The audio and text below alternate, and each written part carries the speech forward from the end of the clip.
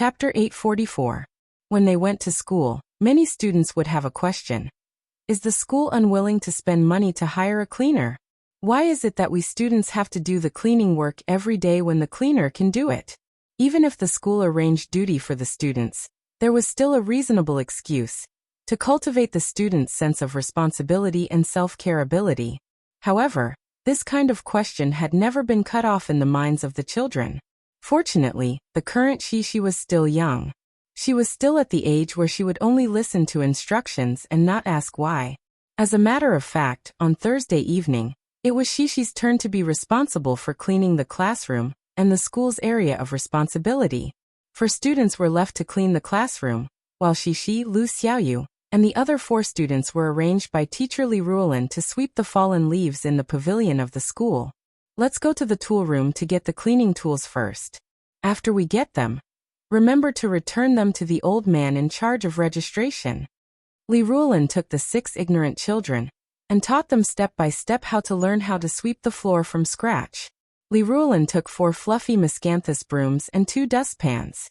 It had to be said that these brooms were taller than the children, and each tool was heavy. For the first grade children, it was not a small challenge. However, to Li Ruolin's surprise, the children were very excited and began to fight over them. Although it was a bit difficult to lift the heavy tools, they still excitedly grabbed their respective tools and waved them around with all their might, as if they were great generals holding the green dragon crescent blade. Li Ruolin didn't know whether to laugh or cry as she stopped them.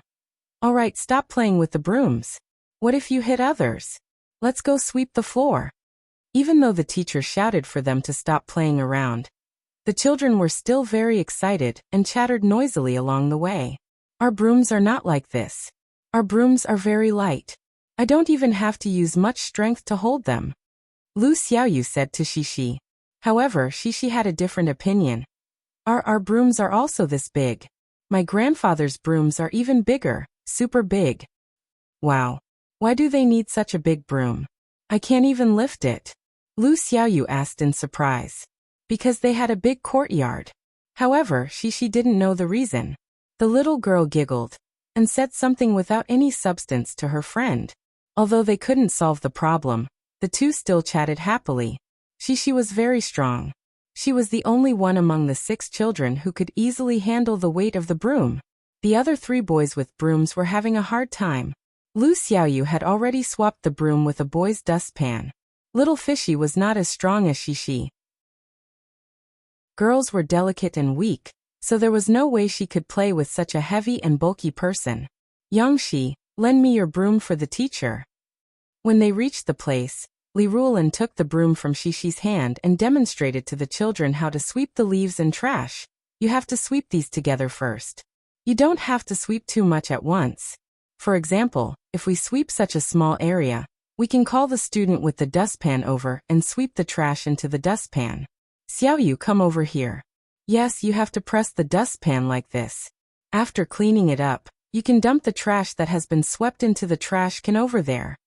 Li Ruolin was very careful and gently taught the children the steps and processes. However, not every child could be like Shishi, staring at the teacher with wide eyes.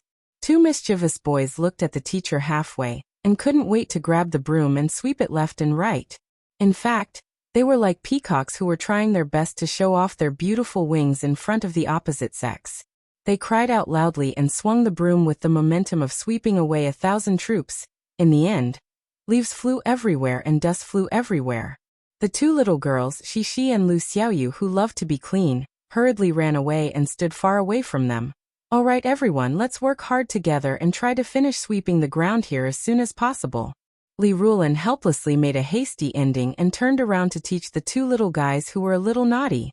At home, sweeping the floor was her father's job. The fallen leaves in the yard and the bushes were taken care of by a special property management staff. This was the first time in Shishi's life that she had swept the floor. Therefore, the little girl also excitedly played with her little friends. I want to sweep this place. It's a super big place. Shishi fiddled with the broom and pointed at the area beside the checkered tiles and the flower bed. She giggled at Lu Xiaoyu and said, Then you sweep in with me in your shovel. She was very focused on sweeping the floor, but her posture was a little wrong. She held the handle with both hands, as if she was holding a hoe. She waved it left and right awkwardly. Fortunately, Shishi was stronger and full of enthusiasm. After sweeping for a while, the little girl gathered a piece of trash with great effort, but she didn't realize the problem. Shishi had listened to the teacher's explanation just now, but she was more focused on how to cooperate with her friends and ignored how the teacher held the broom. Fortunately, her little friend had been arranged to sweep the floor at home before. Lu Xiaoyu stood aside and watched for a while. She scratched her head and said hesitantly, Shishi, this is not how you hold the broom. You have to hold it upright. Hold it upright? What kind of hold it upright? Shishi looked at Lu Xiaoyu in confusion. Little you, I don't understand. It's. Hey, I'll show you. Lu Xiaoyu had to put down her dustpan and ask Shishi for the broom. She put it upright in front of her with some effort, then held the broom with her right hand and left hand, showing Shishi the correct way to hold a broom. Shishi tried again. Sure enough, it was much easier this time. Wow, little you, you're so awesome. Shishi shouted happily. Ehe. Lu Xiaoyu smiled sweetly. The two simple-minded girls smiled brightly under the warm afternoon sun. It was a feeling of pearls shining on jade. Shishi swept the floor, and Lu Xiaoyu took the trash and threw it out. The two girls cooperated very well. Teacher Li Rulin came over and praised them for their efficiency. Compared to the boys who played around after working for a while, Shishi's performance couldn't be better. Li Rulin secretly sighed in her heart. It's said that the children of celebrities are arrogant and domineering. Now it seems that it's not entirely true. The arrogance and domineering in her heart was an incident a few years ago where the son of an old celebrity drove without a license and beat up others with his friends. This incident caused a sensation and caused the public to denounce the second generation of celebrities. Li Rulin didn't care much about the entertainment industry, but she still had a deep impression of this news. Shishi was different. Li Rulin found that the daughter of a celebrity in her class was not arrogant and domineering. Instead, she had a good temper and was willing to make friends with other students. She was also very polite to the teacher. Today, Shishi actively participated in the work, which made Li Rulin feel even more incredulous. No wonder the news said that Yang Yi and Murphy's family is very low-key and is a model family. This pair of celebrities must spend more time with their children than they do working, right? They've raised their children to be so well-behaved and sensible. Li Rulin could rest assured and let Shishi and Lu Xiaoyu sweep the floor by themselves. She only needed to look after the other four brats. However, it would be great if today's sweeping went smoothly. Chapter 845. Shishi, you're so strong. Lu Xiaoyu was a little tired after running back and forth a few times. She looked enviously at Shishi, who was waving the big broom with ease. Really? Xian also said that I'm super strong. Shishi said happily. But Chen Shiyin is also very strong. Her papa is a boxer. He's super strong. Who's Chen Shiyin? Lu Xiaoyu asked curiously. Before Sisi finished her words, she continued. But her papa is very powerful. But my papa is even more powerful. My papa defeated the big bad wolf and saved Huahua. Huahua is a very cute deer. If she continued talking about this topic, there would be no end to it. Fortunately, Shishi stopped in time. She said with a smile. Oh, little fishy, I forgot that you don't know Chen Shiyin yet. Chen Shiyin is my good friend, just like Xian. But she's not in our class. She's in class 8. Let's go play with her together next time. Shishi was chatting with her friends in full swing, so she didn't pay attention to the environment around her. On the flower bed behind her, there was an iron wire that was used to fix the flagpole a few days ago, but it was probably missing. It was hanging there shakily. When the little girl swept the floor, she stepped back step by step. As she chatted with Lu Xiaoyu, she stepped back unsteadily. Suddenly, the hem of her shirt was caught by the iron wire. With a tearing sound, Sisi subconsciously turned her little head and stared blankly at her clean white shirt that had been torn open. What's going on? Shishi didn't react yet. Lu Xiaoyu poked her little head and said in surprise, Wow, Shishi, your shirt is torn. Yes, Shishi also saw it. The little girl realized that her shirt was really torn, so she panicked. It was the first time she encountered such a situation. In the past, even if her clothes were dirty, they were never torn. The little girl didn't know what to do for a moment. She was confused, self-blaming, and worried. Lu Xiaoyu was more enthusiastic. She threw down the dustpan and went to help Shishi pull the iron wire that was still hooked on it. Then she smiled and said, "Okay, it's off. But my shirt is still torn." Shishi was not happy at all. She gently pouted her little mouth and reached out to grab the hem of her shirt. There was a finger-long tear, so big that Shishi could fit her little palm. Her shirt was torn. It wouldn't look good. "Yeah, what should we do? Your clothes are torn." Lu Xiaoyu also curiously glanced at him and said, "This was a good question." Shishi also wanted to know what to do. "I don't know what to do either." Shishi lowered her little head. Her two little hands grabbed the hem of her shirt as she said in a muffled voice. Now the little girl was panicking. She was worried that her parents would blame her for tearing her beautiful school uniform.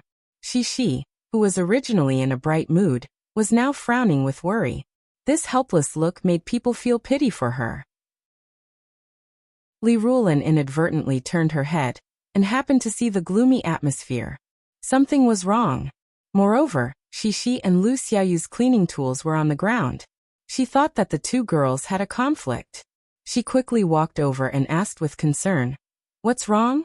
What happened?" Lu Xiaoyu raised her little head. When she saw Teacher Li Rulin, her eyes lit up. She excitedly said to the teacher, "Teacher Li, Shishi's shirt was torn by this thing. What do you think we should do?" Shishi was still a little worried. She raised her eyes in low spirits and looked at the teacher. Only then did Li Rulin understand. She anxiously lifted the hem of Shishi's shirt and asked, "Other than your clothes being torn, are you hurt anywhere else? Yangshi, were you scratched by this iron wire anywhere?" Shishi looked at the teacher in confusion. She hesitated for a moment before saying, My clothes were torn." "The teacher is asking if you were scratched. Do you feel any pain anywhere?" Li Rulin checked Shishi's back. She didn't see any wounds, but she was still worried and asked. Shishi understood this time. She shook her little head. "That's good." Li Rulin's worried heart relaxed a little. Being scratched by these rusty iron wires was not a small matter. These children had delicate bodies. If they were injured anywhere, they would inevitably be tortured by tetanus needles. However, Li Rulin noticed Shishi's sad look. She smiled and said, "It's okay if your clothes are torn. After everyone finishes sweeping the floor, the teacher will take you to the office and mend it for you."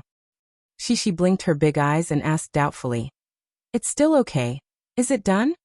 The little girl also had no concept of mending clothes. At home, Yang Yi and Murphy were not the kind of people who were diligent and thrifty. After a while, Shishi followed Teacher Li to the first grade office. It was a place where the teachers could rest, grade homework, and prepare for lessons after the two classrooms were connected. This was the first time Shishi had been here. The little girl followed behind Teacher Li timidly, but her big eyes looked around curiously. There were still some teachers who stayed in the office to work. However, Shishi didn't recognize them and didn't dare to greet them. "Isn't this Big Ming?" coughed student Yangshi. "Teacher Li, why did you call her to the office? Did she do something wrong?" Finally, a familiar voice was heard. Shishi saw her math teacher. She finally saw an acquaintance. Lu Xianxian had just let it slip.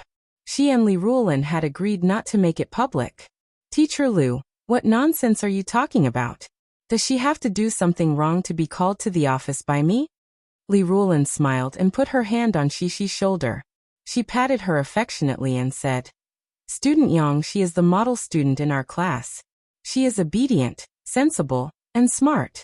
How could she do anything wrong?" "It's like this." Li Rulin told Lu Xianxian about Shishi's clothes being torn. "I took off the iron wire and threw it away. I don't know who left it there. Fortunately, it didn't hurt anyone." Shishi didn't quite understand what a model student meant, but in context, Shishi felt that Teacher Li was praising her. She was happy in her heart. "Hello, Teacher Lu." The little girl greeted obediently. Good. Lu Xianxian smiled and patted Shishi's little head. "Don't worry, your Teacher Li will help you mend your clothes." "Okay." Shishi's heart was filled with hope at this moment, and she responded sweetly. Li Ruolin took out a small needle and thread box from her drawer. She didn't know why she would put these things in the office, but now was not the time to think about it. There is no white thread, only black thread and red thread. Li Ruolin was a little embarrassed, but she didn't want to disappoint Shishi. Suddenly, the paper card with a flower drawn on it that Shishi showed her on Tuesday flashed through her mind, and she had an idea in her heart. Chapter 846. Huijia Primary School's curriculum arrangement was one of its major features. Unlike public schools, it had 4 classes in the morning and 2 classes in the afternoon. After 3:40 p.m., other primary schools had their last class. However, Huijia Primary School's curriculum was for interest classes from that time until school was over. Just like when Yang Yi came to Lanzhou for an inspection, Huijia Primary School paid particular attention to quality education for the children, and would not only focus on grades. Every child could choose their own interest classes from Monday to Friday according to their own interests. Huijia Primary School offered a wide variety of interest classes, from the more popular ones like singing, dancing, playing musical instruments, sports, chess, painting, and even more special ones like reading, reciting, debating, science, and so on. Huijia Primary School obviously invested a lot of manpower and resources in offering so many interest classes and hiring professional teachers to teach them. Of course, it was the first week of school, and the children were still making choices with their parents. Therefore, the interest classes were temporarily left to the children to do whatever they wanted in the classroom. Since there was nothing else to do, Li Ruolin asked the students on duty to start working early and try to finish cleaning before school was over, so that they wouldn't have to stay after school. Yang Yi went to pick up Shishi at 4:30 p.m., as scheduled. The little girl's mood seemed to have brightened up again. As soon as she saw her father, she couldn't wait to turn around and show her father the back of her clothes. "Papa, look, I have a little flower here." Shishi showed it happily. It was a little flower sewn with a needle and thread. It had red petals and black leaves. The ratio was a little unique, but the design was clever and looked interesting. "Why is there a flower sewn on your school uniform?" Yang Yi asked in surprise. "Who sewed it for you?" "Teacher Li did it for me." The little girl turned around and pointed at the head teacher, Li Ruolin, who was talking to other parents. She smiled sweetly and said, Because my clothes were torn, the teacher fixed it for me. There's also a little flower." The little girl liked the little flower. She turned left and right with a smile, as if she wanted to admire it from different angles. At this moment Lan Xian, who had already understood the situation from Shishi, added, "Yes, Shishi tore her clothes. There's a big hole." "When did you tear it? How did you tear it?" Yang Yi was more concerned about this. The little flower didn't matter. The question was, why did Shi's clothes tear? Shishi blinked her big eyes, and her excitement dissipated a little. She felt her father's urgency, but the little girl seemed to have misunderstood. She thought that her father was going to blame her. She pouted slightly and whispered, Because I was sweeping the floor with little fishy, and then I accidentally tore it. Papa, don't be angry, okay?" The movement here attracted Li Ruolin's attention. She was going to wait for Shishi's parents to come over and explain to him. Now that she saw Yang Yi, she quickly walked over. After hearing Shishi's words, Li Ruolin subconsciously thought that Yang Yi had a bad temper. She quickly explained, "It's like this, Mr. Yang. Yang Yi's clothes accidentally hooked on a wire when she was on duty and cut a hole." When Yang Yi heard this, his reaction was similar to Li Ruolin's. He squatted down and anxiously hugged his daughter's soft little body. He asked, "Shishi, other than your school uniform being torn, are there any other injuries on your body? Were you scratched?" "No, it's just that the school uniform was torn. Mr. Yang, I've checked it," Li Ruolin said from the side. Shishi also nodded. She looked at her father eagerly and muttered, "Papa, don't be angry, okay? My clothes are all ready." Yang Yi breathed a sigh of relief and smiled. "What are you thinking about? Why would Papa be angry with you? Papa is concerned about you. It doesn't matter if your clothes are torn, as long as you are fine. Look at such a big hole. Papa was almost scared to death by you. I was worried that you were injured too." In fact, when he heard Shishi say that her clothes were torn, he thought that it was a school bullying incident. Shishi was bullied, so he was a little angry. Papa, let me tell you, little fishy, and I don't know what to do. My clothes are torn. Shishi didn't care so much. When she heard that her father didn't care about her clothes being torn, she was in a good mood. She happily hugged her father's neck and couldn't wait to tell her father how scared she was when her clothes were torn. Let's talk about this later when we get home. Yang Yi smiled and patted Shishi's little head. He said, should we thank Teacher Li? She helped you mend your clothes, and she even made them look so good. Li Ruolin listened from the side and quickly waved her hand. No, this is what I should do. Besides, it's also my negligence. I didn't take good care of the child. I didn't even know there was a wire. Yang Yi stood up with Shishi in his arms. He smiled at her and said, Teacher Li, how can this be blamed on you? It's inevitable for children to get hurt. After suffering this once, I believe that she will be more careful in the future. But I still want to thank you for mending Shishi's clothes. Thank you, Teacher Li. Shishi snuggled in her father's arms and said sweetly under his small movements. Li Ruolin didn't expect Yang Yi to be so kind. When she saw Yang Yi's anxious look just now, her heart skipped a beat. She thought that she had met an unreasonable parent. This was just a small misunderstanding. It's nothing. This is what a teacher should do. Li Ruolin smiled. At around 9 o'clock in the evening, Li Ruolin and Lu Xianxian were preparing for class in the living room of their house. Being a teacher was a little tough. Teaching was only a part of the job. The few classes that they gave on the podium didn't even exceed half of their working time. Usually, they had to mark homework, prepare lesson plans, and organize meetings. If they were the head teacher, they had to take care of the children in the class, manage discipline, and a lot of other things. It was very common for people like them to continue preparing for class at night when they came back. Of course, Li Ruolin was very serious in preparing for class, but Lu Xianxian, the female hooligan, was a little half-hearted. She was seriously writing 2 words for a while, scratching her feet for a while, studying her nails for a while, and then taking out her phone to look at it. Micro-broadcasting. Wow.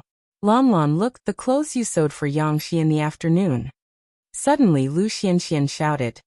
Yang Yi posted it on micro-broadcasting. Many people are praising you as a teacher. Li Ruolin curiously came over to take a look. Shishi's family chef? This is Yang Yi's Weibo? Yes. You don't know, this guy is a gourmet who has been delayed by the entertainment industry. Lu Xianxian giggled. When did you follow him? Li Ruolin asked curiously as she looked at Yang Yi's micro-broadcasting. It's rare for us to have an interaction with a big star. Of course, we have to follow him. Micro-broadcasting's picture was a single school uniform photo. Shishi had changed her clothes after returning home. Yang Yi probably took the photo before throwing the clothes into the washing machine.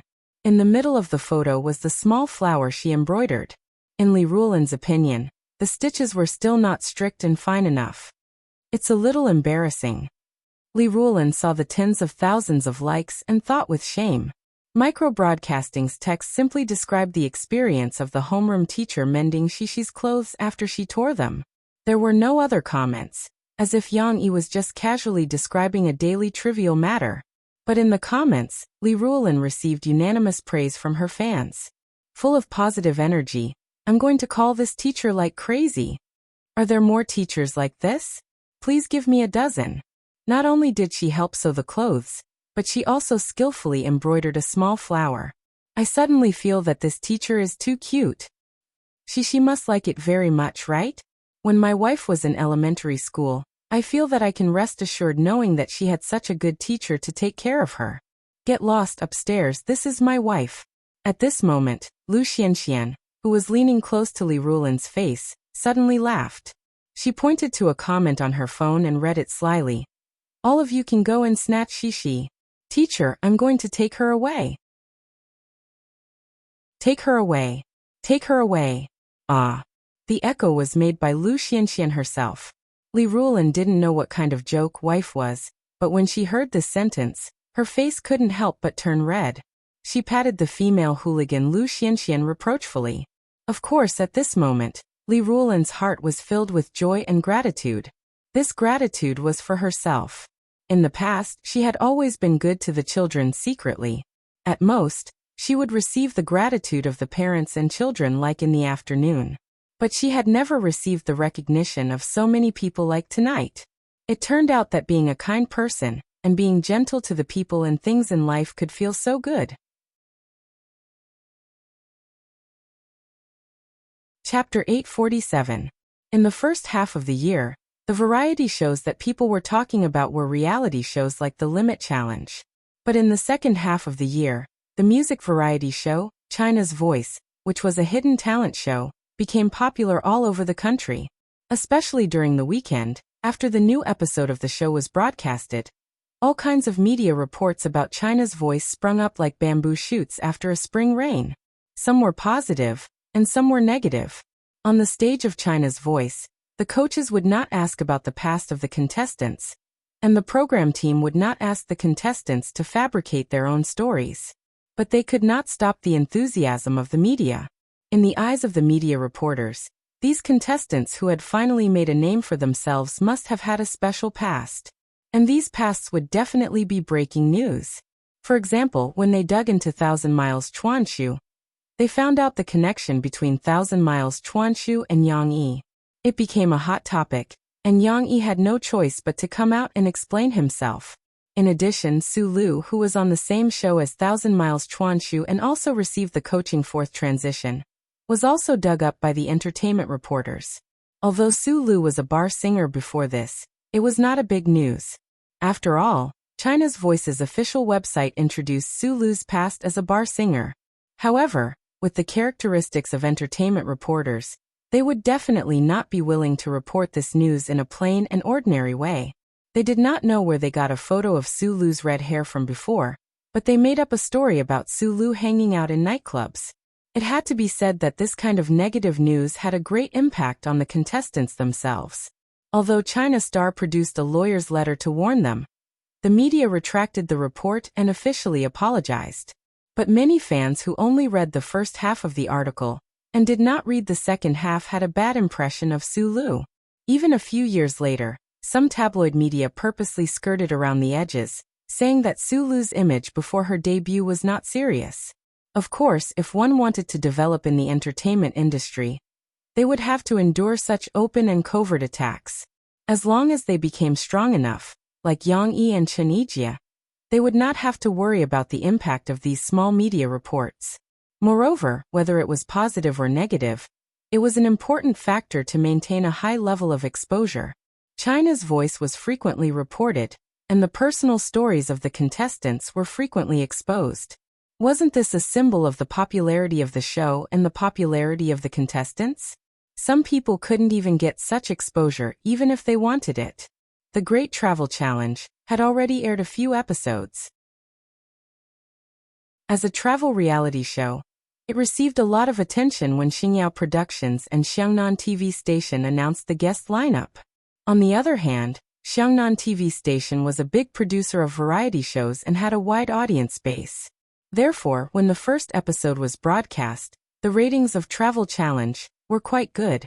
However, in the process of watching this show, many people subconsciously compared it to The Limit Challenge. They couldn't help but spit in their hearts. What kind of show is this? It had to be said that the location of the Great Travel Challenge was quite good.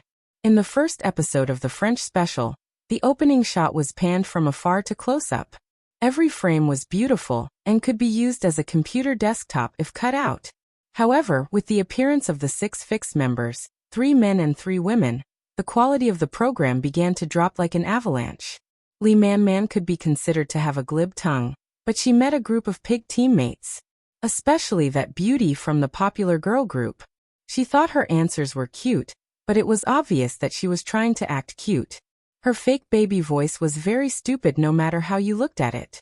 Yi Qing's personality was more impulsive, and her words often put everyone on the spot, so they could only rely on Li Man to smooth things over. Of course, Li Man herself wasn't any better. Her performance at the beginning was still quite normal. However, reality shows were filmed 24/7. Gradually, Li Man couldn't keep up the act. In some of her normal actions, her bossy attitude towards Chao Tsung was gradually revealed. No wonder Chao Tsung had a falling out with them. After watching this episode, the audience had a rough idea of what was going on.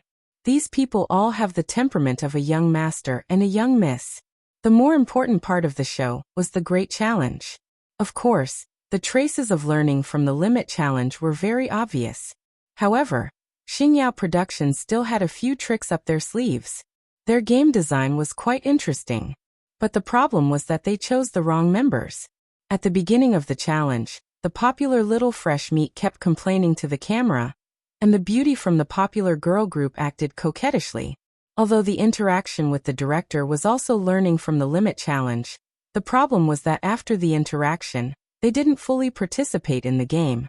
One was lazier than the other, and one was stupider than the other. Even if they finally finished the task, the audience wasn't stupid. They had already started to complain on the internet. Isn't the traces of cheating too obvious? This passerby they asked for help.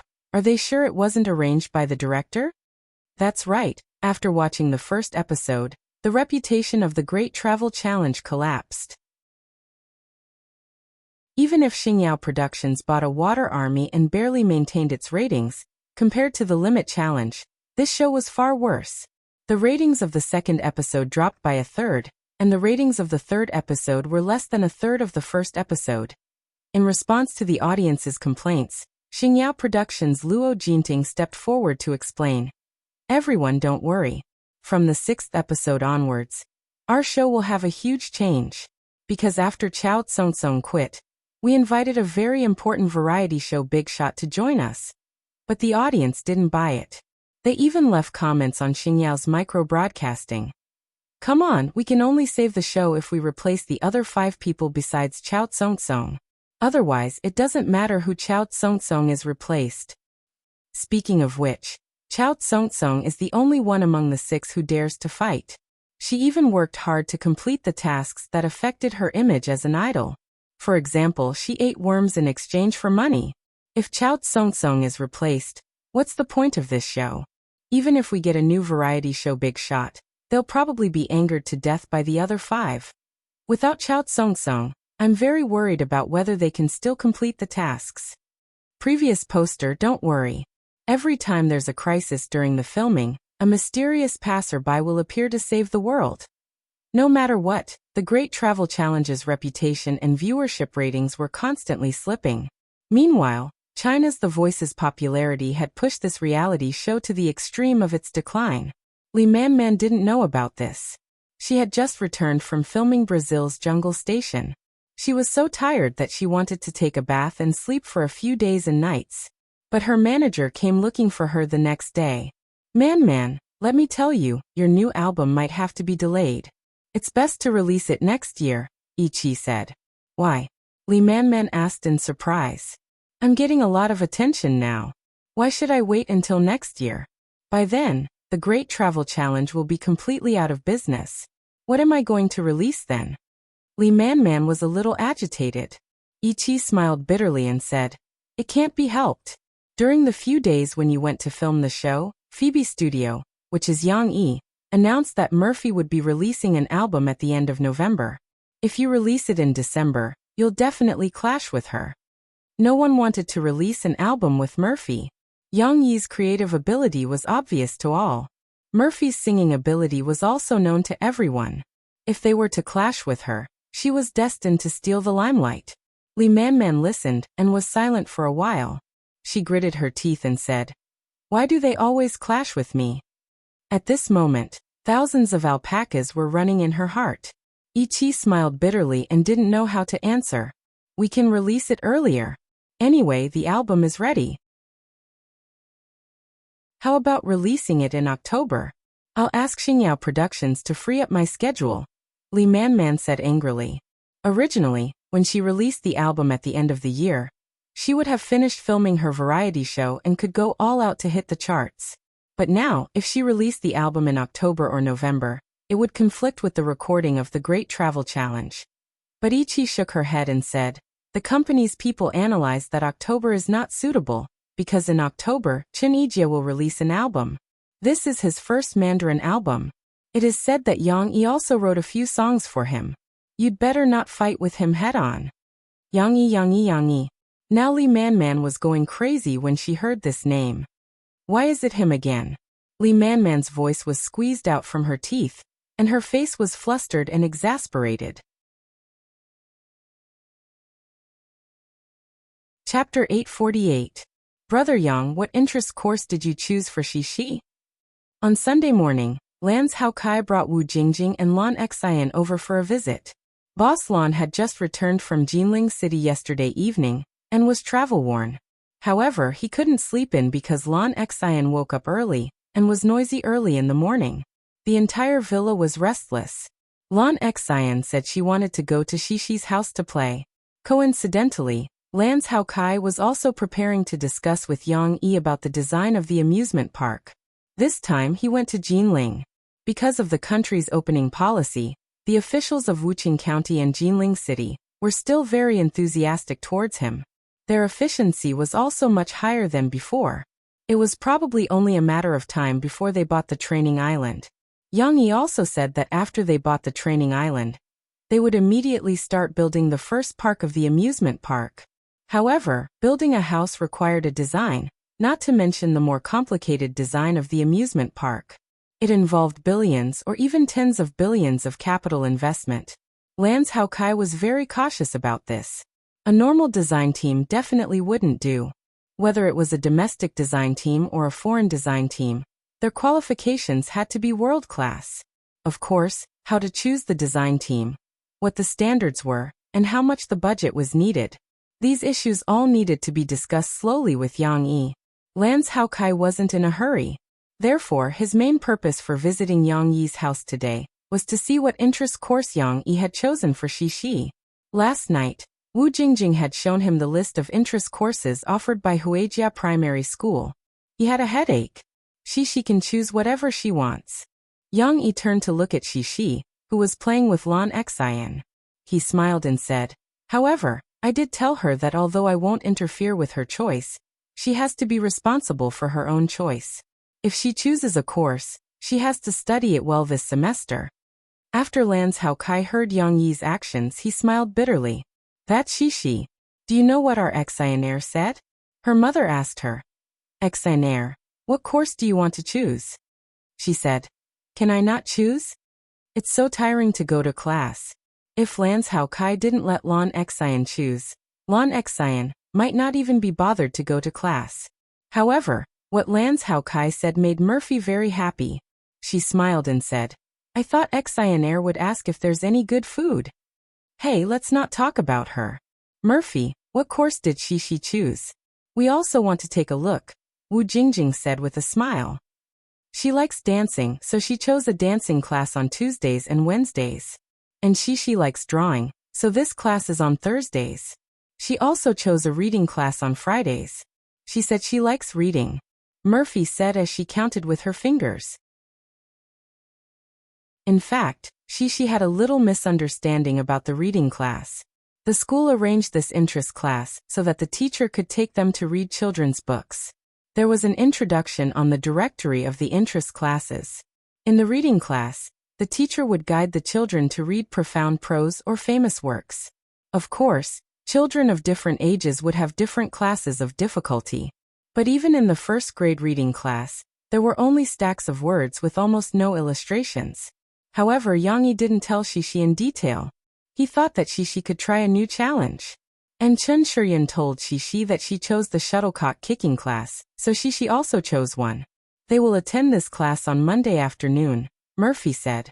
Xianer definitely doesn't like dancing and shuttlecock kicking. Wu Jingjing shook her head. But I think she can sign up for a reading class.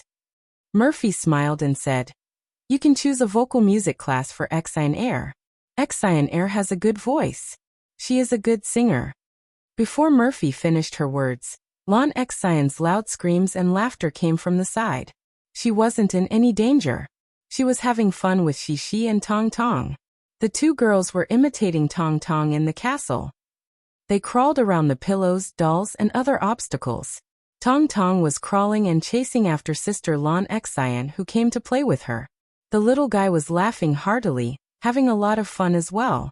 It had to be said that Tong Tong was very athletic. Although he didn't know how to walk, he could crawl very fast. He even knew how to twist his little butt and use his knees to increase his speed. Lan Xian was almost caught by Tong Tong just now. Little brother, don't keep chasing after Sister Xian Air. There's still me. She turned her head and found that she was left out. She giggled and shouted. The adults looked away from the children. Wu Jingjing nodded to Murphy and smiled. Learn to sing? That's a good idea. After chatting for a long time, Murphy went to the bathroom. Yang Yi brought out a plate of cut fruits from the kitchen and called Lan Xian and Shi to eat. Wu Jingjing played with her phone out of boredom. When Murphy came back, she heard Wu Jingjing laughing. She asked curiously, "What's so funny?" "Look at this news. It's about Yang Yi." Wu Jingjing took the phone and smiled. They just found out that Yang Yi is a billionaire. That's right. Wu Jingjing was looking at the news article written by Qian Dan from Metropolis Entertainment. The poor boy then became a billionaire now. Murphy didn't lose out by marrying him. The title of the article was very scary. Therefore, when Metropolis Entertainment's micro-broadcasting was published today, many web portals contacted and reposted it. Let me have a look too. Hearing Wu Jingjing say that, Lan Xiaokai became interested. He took out his phone and asked Wu Jingjing to find it. He also started looking through it. In this article, Qian Dan started by using the year's hottest shows, The Limit Challenge and China's Voice, to attract people's attention.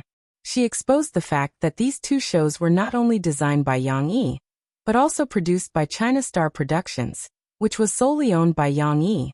Through China Star Productions, Yang Yi earned the biggest share of the profits after the two shows became popular.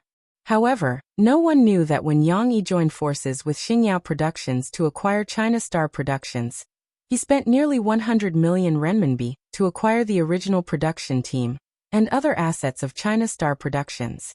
To be able to take out 100 million renminbi in liquid funds, and even take out 30 million renminbi to invest in the Children's Book Author Support Fund, to support the development of children's literature, Yang Yi is no longer the ordinary person who was thought to be incompatible with Murphy 2 years ago.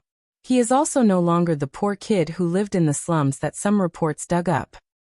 It had to be said that Qian Dan had put in a lot of effort for this article.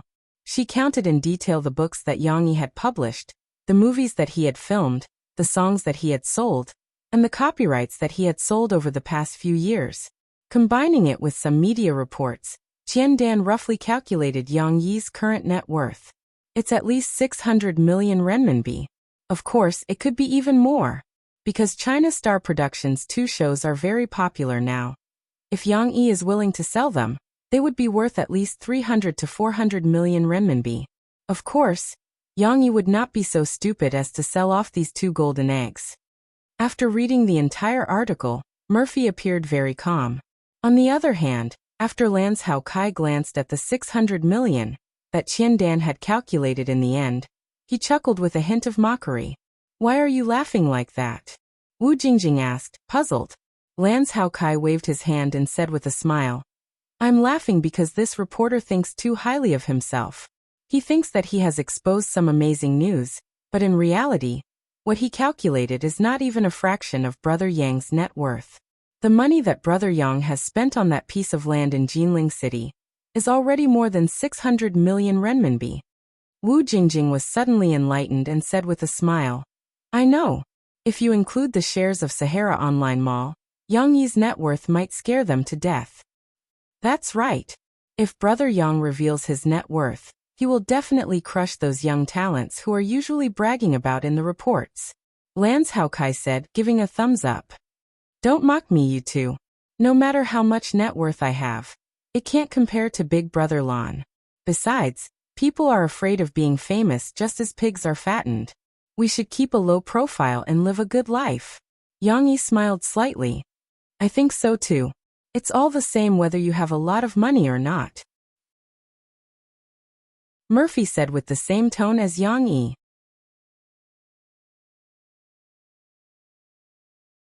Chapter 849. Not everyone knew about the relationship between Yang Yi and the Sahara Online Mall, as well as his relationship with the Backwave technology company behind micro-broadcasting, and the Mantis Shrimp Animation Production Company that he had a stake in. The equity distribution behind these technology companies was strictly confidential. Moreover, Yang Yi was a hands-off boss. Even in those companies, other than the higher-ups, few employees knew about Yang Yi's existence. Therefore, when most people saw Qiandan's news, their reaction would not be as disdainful as Lan's Hao Kai. Instead, they would be surprised. Qiandan's report was reasonable, and the readers could match it with their own memories. Yang Yi had indeed sold the copyrights, invested in these movies, and created these two programs. Therefore, they would basically agree with Qiandan's judgment. Yang Yi had a net worth of almost 600 million yuan. Even if it was just a mere 600 million yuan, it was enough to shock many people. How amazing was this? In just 2 or 3 years, he went from a poor boy living in a shanty town to a billionaire with a net worth of 600 million yuan. This story was too inspirational. Under Yang Yi's micro-broadcasting, the fans were already boiling. They left messages and comments asking if Yang Yi had really earned so much. Of course, Yang Yi would not respond to these comments. However, even if he did not respond, the fans knew how amazing Yang Yi was. Their admiration for him increased day by day. You are indeed my favorite idol. When I see your deeds, I feel that my heart is full of positive energy. I feel that as long as I work as hard as you, I can get promoted and earn a lot of money. I can also marry a rich and beautiful woman one day. Relying on his own brain to make money. Although Yang Dada's qualifications are shallow, compared to others, he is definitely the person who earns the most from copyrights. I am now like Yang Yi. I don't have much savings. I work hard in the big city and live in a shanty town. However, I have a dream to be like Yang Yi. I believe that one day, I can also earn 600 million yuan. Of course, there were also very naughty fellows who called him father-in-law every day. They even kept up with the times and commented in a variety of ways. I'm kneeling to father-in-law. You don't have to work so hard to earn money to buy a dowry for my wife. If I don't take it, I'll be looking down on you. If I take it, how embarrassing would that be? Normally, such mantis shrimps would be beaten to death. Qiandan's report on Yang Yi was an inspirational chicken soup for the soul for many people who wanted to embark on the path of creation. In the Wuhu district of Jiang City, Ewing also saw the report. Many women might be envious of Murphy's good luck. She started out as a stubborn stone and managed to discover a diamond mine with a limitless future. However, what Ewing paid attention to was the report on Yang Yi's journey to the pinnacle of his life. Yang Yi's success is like a fairy tale. Everything started from the midsummer 3 years ago. Jiang City was blooming with flowers and peach blossoms. Soldiers Assault quietly appeared on the Chiyua Literature Network. That was also the beginning of this legend. Ewing liked Qiandan's description very much. It was a simple description, but it seemed to be magnificent, making people's hearts surge. He also started to succeed by writing books. Ewing thought to herself. She knew more about Yang Yi. For example, Yang Yi was actually the boss of Sahara Publishing House. She also knew a lot about Yang Yi's deeds when he started from scratch. However, every time she read it, Ewing could not help but feel encouraged. Can you be as successful as him? Ewing murmured softly as she caressed the manuscript in her hands. She had already finished writing and was just finishing up. She might be asking about the manuscript, or she might be asking about herself. But this was not important. What was important was that Ewing was eager to see herself succeed. If I succeed, it proves that I can also take care of Xiao Wei well by myself. Who would dare to laugh at me for being a single mother? Yu Ying's heart was ignited with an inexplicable flame. Women are independent. What's the use of having a man? Of course, Ewing was a woman after all. After a while, her thoughts became emotional again. If this book can be published, when I get the first month's money, I will resign and concentrate on writing at home to make more time to accompany Xiao Wei. Working and writing at the same time. I'm so tired. My dear, how true do you think this report is? He can earn hundreds of millions just by writing a few books and a few songs? On the big bed of a luxurious villa in the suburbs of Shanghai, Li Man, who was wearing silk pajamas, pushed the man who was resting with his eyes closed beside her and asked softly. This man, who looked to be in his 50s, was obviously not as energetic as before. Li Man was so bored that she played with her phone after work. Coincidentally, she also saw the news report about Yang Yi and couldn't help but cry out. The man took his glasses from the bedside and put them on. He squinted his eyes and looked at the report on the phone for a while. His movements were slow and leisurely. After taking off his glasses, he snorted softly and said, "What? You see that he has hundreds of millions and is young and handsome. You want to fall in love with someone else?" Li Man's body trembled. She hurriedly smiled apologetically and said, "What? It's not like you don't know. I hate him so much that I gnash my teeth. Isn't this because I can't bear to see him doing well? If one day he goes bankrupt and I see this kind of news, I'll really be happy. My dear, I only love you. Although you don't only love me," Li Man said faintly after being intimate with the other party for a while. The man obviously didn't want to talk about the topic brought out by Li Man. He raised his chin and motioned to Li Man's phone. "There's basically nothing wrong with what the report said. This surnamed Yang has a bit of standard." Global Pictures' Su Zhongwei also suffered a loss in his hands, but in the end he still couldn't do anything to him. "Old Jean, you say, how can he earn so much? I also know a few creators. Although they all have a bit of money, they can't earn as much as him," Li Man said while drawing circles on the man's chest. Jin Yuanhe was the boss of Chuhan Management Company where Li Man worked. Of course, Jin Yuanhe's main business was in real estate. Chuhan Management Company was just a cage that he bought to raise Li Man, this canary. In this world, creators can earn more money than poor working stars like you. Of course, they don't have the limelight as you stars. Jin Yuanhe patted Li Man's red face and humphed. Of course, there aren't many creators like Yang Yi, who wrote a few popular novels and filmed a successful movie. In addition, if you can make those 2 programs, you can also have a net worth of hundreds of millions. How can I do that? Li Man charmingly smiled. She knew the man's mentality and deliberately showed weakness. I can only follow a capable man like you and drink some soup. Jin Yuanhe revealed a satisfied smile. It's good that you know. But you have to give me an idea. Recently he provoked me again. I want to make him uncomfortable, Li Man said coquettishly.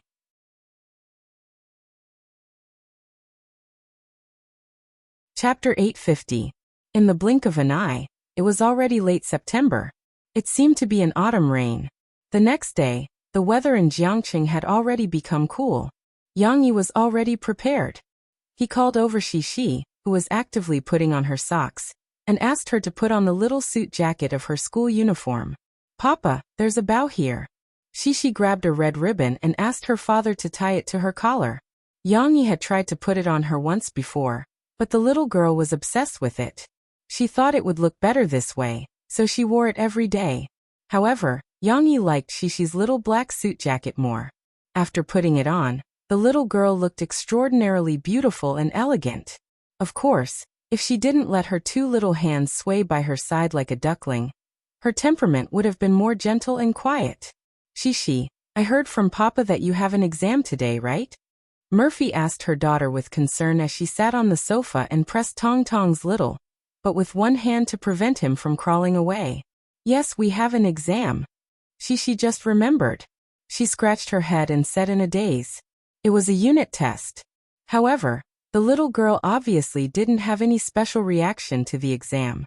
She even related the exam to her interview at Huijia Primary School, and felt that it should be something as simple as that. Before she tried the exam, Shishi was very nervous and flustered. However, after she tried it, Shishi wasn't afraid anymore. Was the exam just chatting with the teacher? What was so difficult about that? Moreover, Shishi didn't have the concept of exam results. She felt that exams were just exams, and the results didn't seem to have much of an impact. This might also have something to do with the special way Yang Yi and Murphy taught Shishi. They never talked about the importance of exam results in front of Shishi.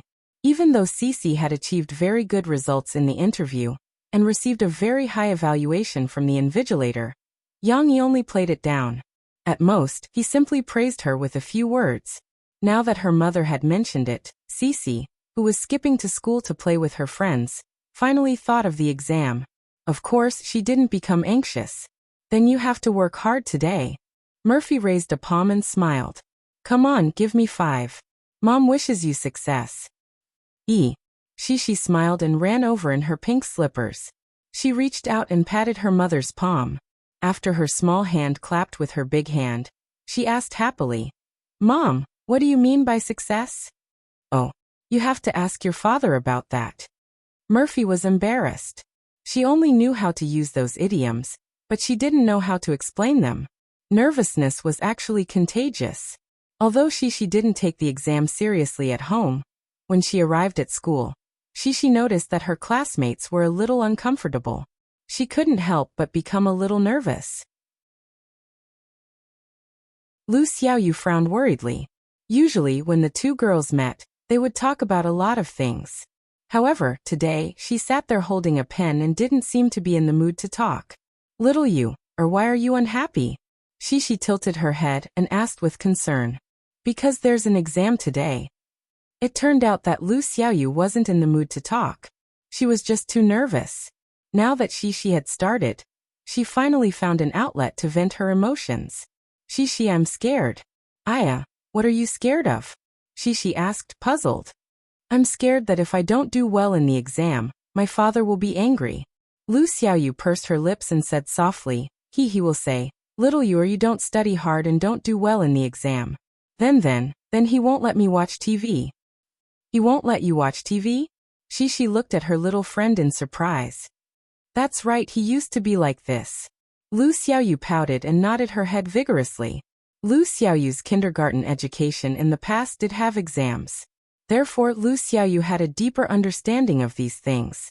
When it came to exams, she became nervous. She looked at her little friend with concern. After a while, she thought of herself.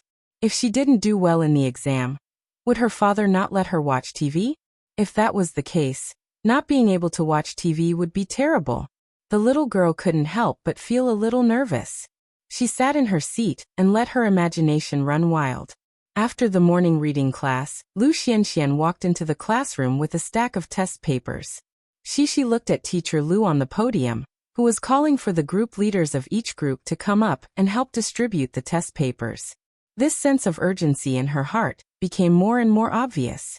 As a teacher, Lu Xianxian was relatively patient. She knew that many of the children were taking the exam for the first time. Therefore, she spent a long time explaining the process of the exam to them. In the end, she looked at the children below the podium, whose faces were tense. She smiled and said, Students, this is just a small unit test. These are all very simple questions. Don't be nervous. I don't want to take the exam. She heard Wang Lele not far from the seat in front of her. He was muttering in grievance. His eyes were red, as if he had been crying. She was in a trance. It was as if she had returned to the day of the entrance exam. Many of her little friends were also crying. However, today was not so bad. Perhaps it was because they had grown up. Most of the students were just nervous. For example, Lan Xian was obviously much calmer. She didn't have the thought of crying like before. After the test papers were distributed, Teacher Lu Xianxian stood on the podium and read the questions to the children, afraid that they couldn't understand the words. She also followed the teacher's reading and skimmed through the test paper in advance. It didn't seem difficult. There weren't many questions on the test paper. There were 8 major questions and 1 additional question. Basically, all of the questions were related to counting. For example, the first big question was to show a picture and ask the children to count the number of apples, bunnies, flowers, birds, goldfish, and so on. Then, fill in the corresponding numbers in the brackets behind the picture below. After all, she and the others had only learned counting in the first unit. It hadn't been expanded to add, subtract, multiply, and divide. However, don't underestimate counting. This seemingly simple knowledge point could be given different difficulties and different logic by the teacher, who came up with the questions. For example, the first few questions were simple counting and filling in the blanks. Later on, there were connecting questions, connecting different pictures with the same number together. There were also logical judgment questions and so on. The most difficult one was the additional question. It gave a picture of a boy, a girl, and different amounts of water left in the same cup next to them. The question was, the boy and the girl drank the same amount of water in a cup. With so much water left, who drank the most water just now? In the eyes of adults, this question should be very simple. As long as they understood the question correctly, they could solve it. However, for children who didn't know how to turn their brains, this question was a bit complicated. If they couldn't turn their brains around, many children might subconsciously choose the boy with the most water in the cup. However, these questions weren't difficult for Shishi and Lon Xin. These two girls, although they didn't learn too profound mathematical formulas when they were in Springfield kindergarten, under the guidance of the teacher, their logical thinking ability was trained and their brains turned faster. After teacher Lu Xianxian read the questions and finished reading the additional questions, Shishi thought of the answer. I know how to do it.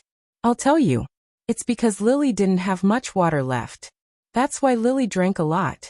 That's why she had so little water left. The little girl looked at the test paper and happily said to Lu Xiaoyu, who was next to her. Lu Xiaoyu looked at her deskmate in confusion. She didn't know if she still couldn't understand the solution Shishi told her, or if she was confused by Shishi's operation. Could she tell others the answer? No, but Shishi didn't know anything about exam discipline. But coincidentally, Lu Xianxian was standing not far from Shishi's row.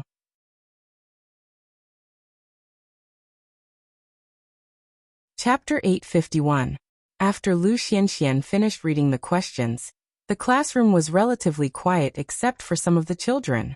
At this time, Shishi opened her mouth to speak. Her movements were more obvious and were caught by the teacher immediately. It was actually the genius girl with a pair of beautiful big eyes that no one could forget.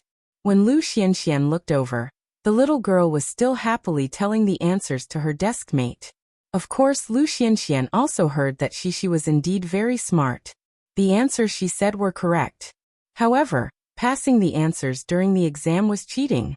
Fortunately, Lu Xianxian also saw that Shishi didn't do it on purpose. Who would dare to speak so obviously when cheating? Cough cough. Lu Xianxian walked over and put her hand on Shishi's shoulder. She whispered, "Yangshi, don't whisper to other students. During the exam, all the questions must be completed independently." Shishi looked up at the teacher in confusion. She didn't know that she had violated the rules. You can't tell others your answers like just now. Do you understand? Although Lu Xuanxuan's voice was still gentle, her expression was a little serious. At this time, an appropriate amount of seriousness could let Shishi realize the seriousness of the problem. Shishi finally understood. The little girl lowered her head in embarrassment and nodded gently. She pouted and said in a weak voice, "Teacher Lu, I know I was wrong." "It's okay. You didn't understand the first time. Now that you know you were wrong, just don't do it in the future."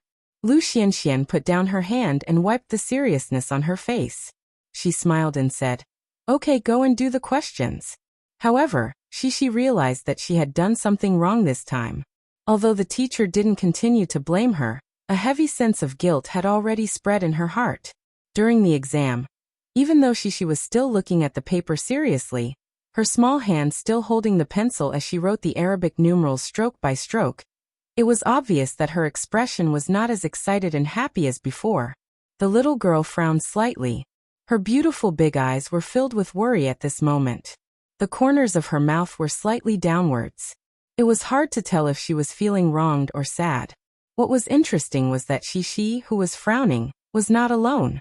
Many other children were also frowning like her, but they felt that the questions were difficult. There were even a few students who had a poor foundation in mathematics or were usually mischievous in class. When they flipped to the difficult problems at the back, they were confused and did not know how to solve them. They were so anxious that they scratched their ears and cheeks and looked left and right, wanting to see how others did it.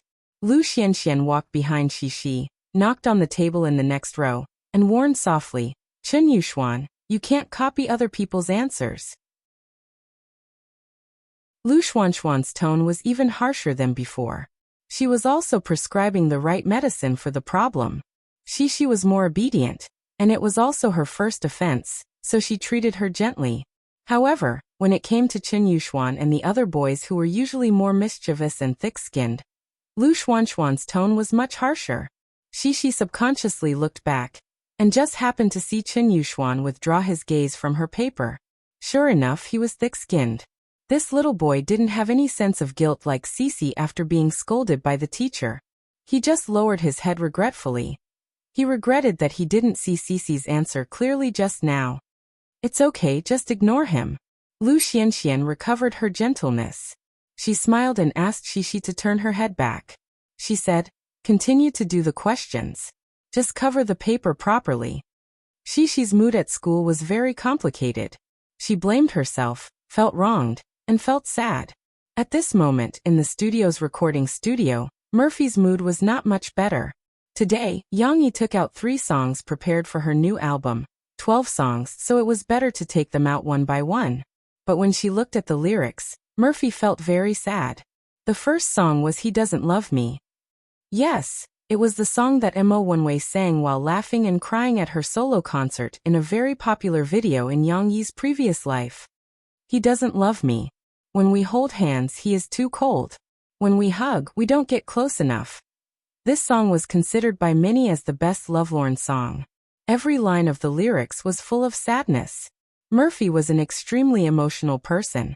Looking at these lines of lyrics, a fictitious scene emerged in her mind one after another. Yang Yi and her relationship gradually drifted apart.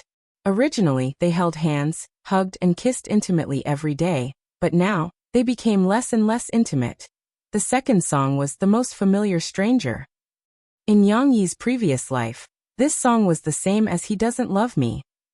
Although it was released at the end of the last century, it was popular regardless of era and age. Even after 20 years, it was still widely sung. That popularity even gave people the misconception that it had only been a few years since it became popular. The lyrics of this song were also sad. Compared with He Doesn't Love Me, the way it expressed its feelings was different. It was not as direct, bitter, and strong as the lyrics of He Doesn't Love Me. What it expressed was a kind of cold pain. We have become the most familiar strangers in the world. In the future, we will have our own twists and turns, and each of us will be sad. Because they had loved each other deeply, they were the most familiar with each other. But because they did not contact each other after breaking up, even if they were the most familiar with each other, they were just strangers. From now on, we will not have any contact with each other. No matter who is brilliant, who is decadent, it has nothing to do with you. It was hard to tell whether this song was written about heartlessness or the hidden reluctance behind the heartlessness. It was so cold that it made people tremble, but the sweetness that could be associated with it was also heart-wrenching. When Mo Fei saw these lyrics, she couldn't help but imagine some of these scenes, corresponding to the love between her and Yang Yi at this moment. When she thought of the separation that would happen, the discomfort in her heart was like the shackles of a volcano being torn apart, erupting all at once. In the past, when Yang Yi had taken out Listen to the Sea, Murphy had not been as sad as she was now, so Yang Yi had not yet realized the impact of his 2 songs. He even said to Murphy with interest, "My favorite is still The Most Familiar Stranger. It is very interesting when played with the saxophone. Let me play it for you." Yang Yi took the saxophone from the instrument rack next to him and began to play. This was a slow lyric song. The saxophone did not play much in the original accompaniment. It only appeared for a moment in the prelude. Of course, that short part was amazing enough. However, this song was originally suitable for playing with the saxophone. Yang Yi had even dug out the complete saxophone score. Mo Fei opened her mouth, wanting to say something, but stopped on second thought. She looked at Yang Yi, who was playing enthusiastically, and the look in her eyes was a little gloomy, and her mouth was slightly pursed. Her expression was exactly the same as Cici's. After all, the power of genes was limitless. However, since they were both biological children, Tong Tong was not as sentimental as his mother. Listening to his father play the saxophone, Tong Tong was not affected by the melancholy and sad music at all. Not only did he not feel sad, But the little boy even grabbed the railing of the crib and excitedly climbed up. Although he could not stand steadily, when he saw his father shaking his head and winking at him, he also beamed with joy. The atmosphere in the recording studio was very strange. Tong Tong's father was also affected. The two of them were silly and seemed to be very happy. On the other hand, the atmosphere on Murphy's side was a little gloomy and oppressive.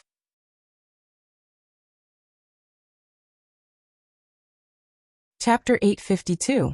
There were people who used phrases like deep and calm, soft and sad, and like an echo in the night, to describe the characteristics of the saxophone.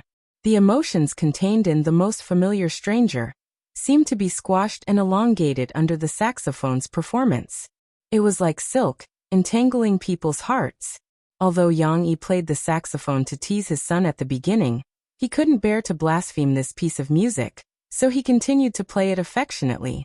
Especially when he played the line each sorrowful, he used a long, continuous trill to raise the pitch like an electric current, as if it could penetrate people's souls. Murphy closed her eyes and immersed herself in the sad music of the saxophone. But even with her eyes closed, she couldn't suppress her bursting emotions. 2 lines of tears flowed down from the corners of her eyes.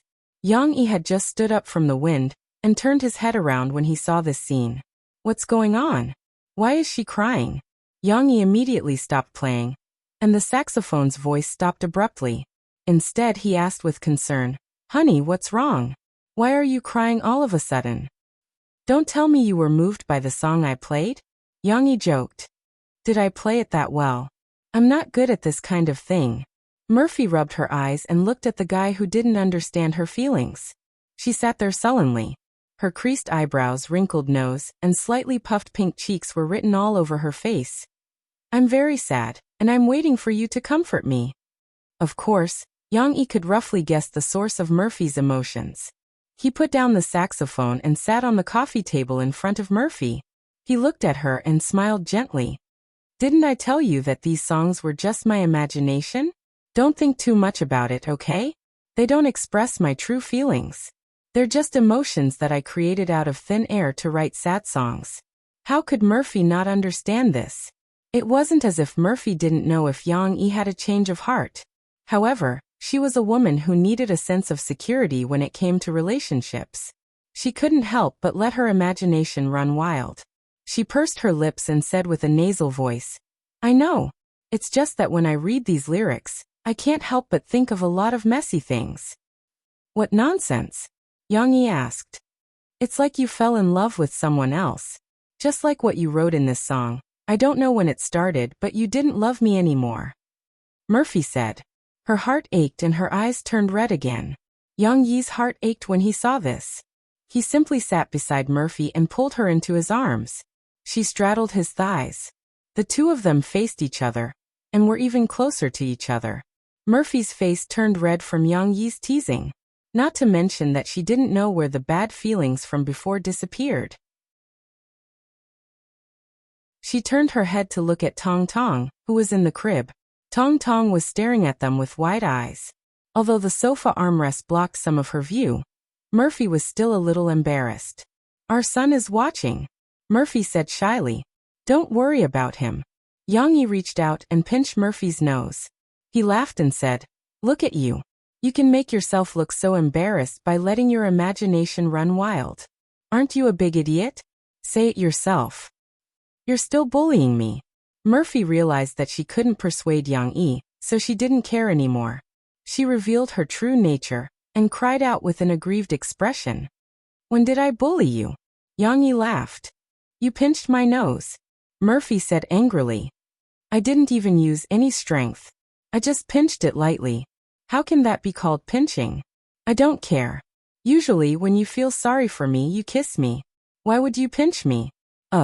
Murphy couldn't say anything else. After a while, she was finally released. Her lips were red and translucent, and her face was as red as snow. Although she was still glaring at Yang Yi angrily, her eyes, which were filled with both joy and anger, seemed to be about to burst with charm. "Don't let your imagination run wild. We're fine." Yang Yi hugged Murphy and let her head rest on his chest. His lips were warm for a while before he spoke slowly. Then what about in the future? Murphy was still affected by her imagination, and muttered softly, "Of course we'll continue to be fine. Writing songs is just writing songs. It has nothing to do with reality." Young Yi said softly. After getting the answer she wanted, Murphy's head rubbed against Young Yi's chest, and didn't say anything. "Let me read you a poem. Do you remember the last time I told you about forcing myself to say my worries for a new poem?" Young Yi asked with a smile. "I don't remember." Murphy replied softly. "This is a poem written by an ancient person called Xian Chiji. The full text is like this. Young people don't know the taste of worries. Love to go up the stairs. Forcing myself to say my worries for a new poem." Young Yi recited with a cadence. "You seem to have read one more line." Murphy sat up and said doubtfully, "No, the poem is like this. There's another line below. Now I know the taste of worries. Wanting to say it, but not wanting to say it. Wanting to say it, but not wanting to say it's cold autumn." Young Yi said while shaking his head. Murphy couldn't help but chuckle. "Cold autumn. This sentence sounds so casual. It's like talking."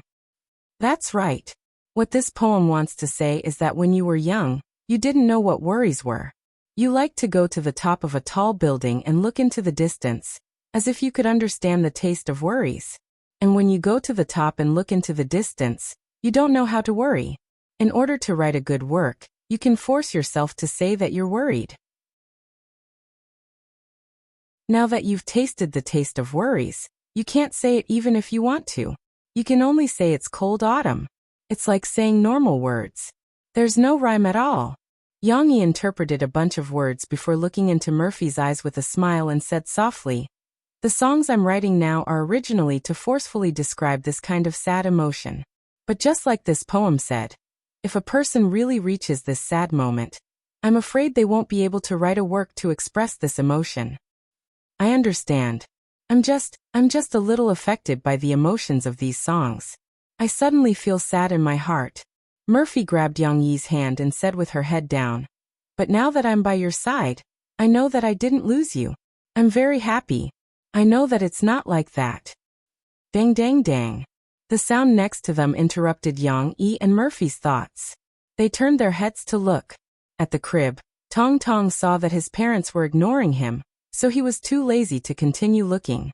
The little guy grabbed the toy in the crib, the plastic forklift that he liked, and rhythmically knocked on the crib's guardrail. It was as if he was about to break out of prison. Yang Yi and Murphy retracted their gazes and looked at each other with a smile. Murphy also got down from Yang Yi's lap and went to take care of her little son.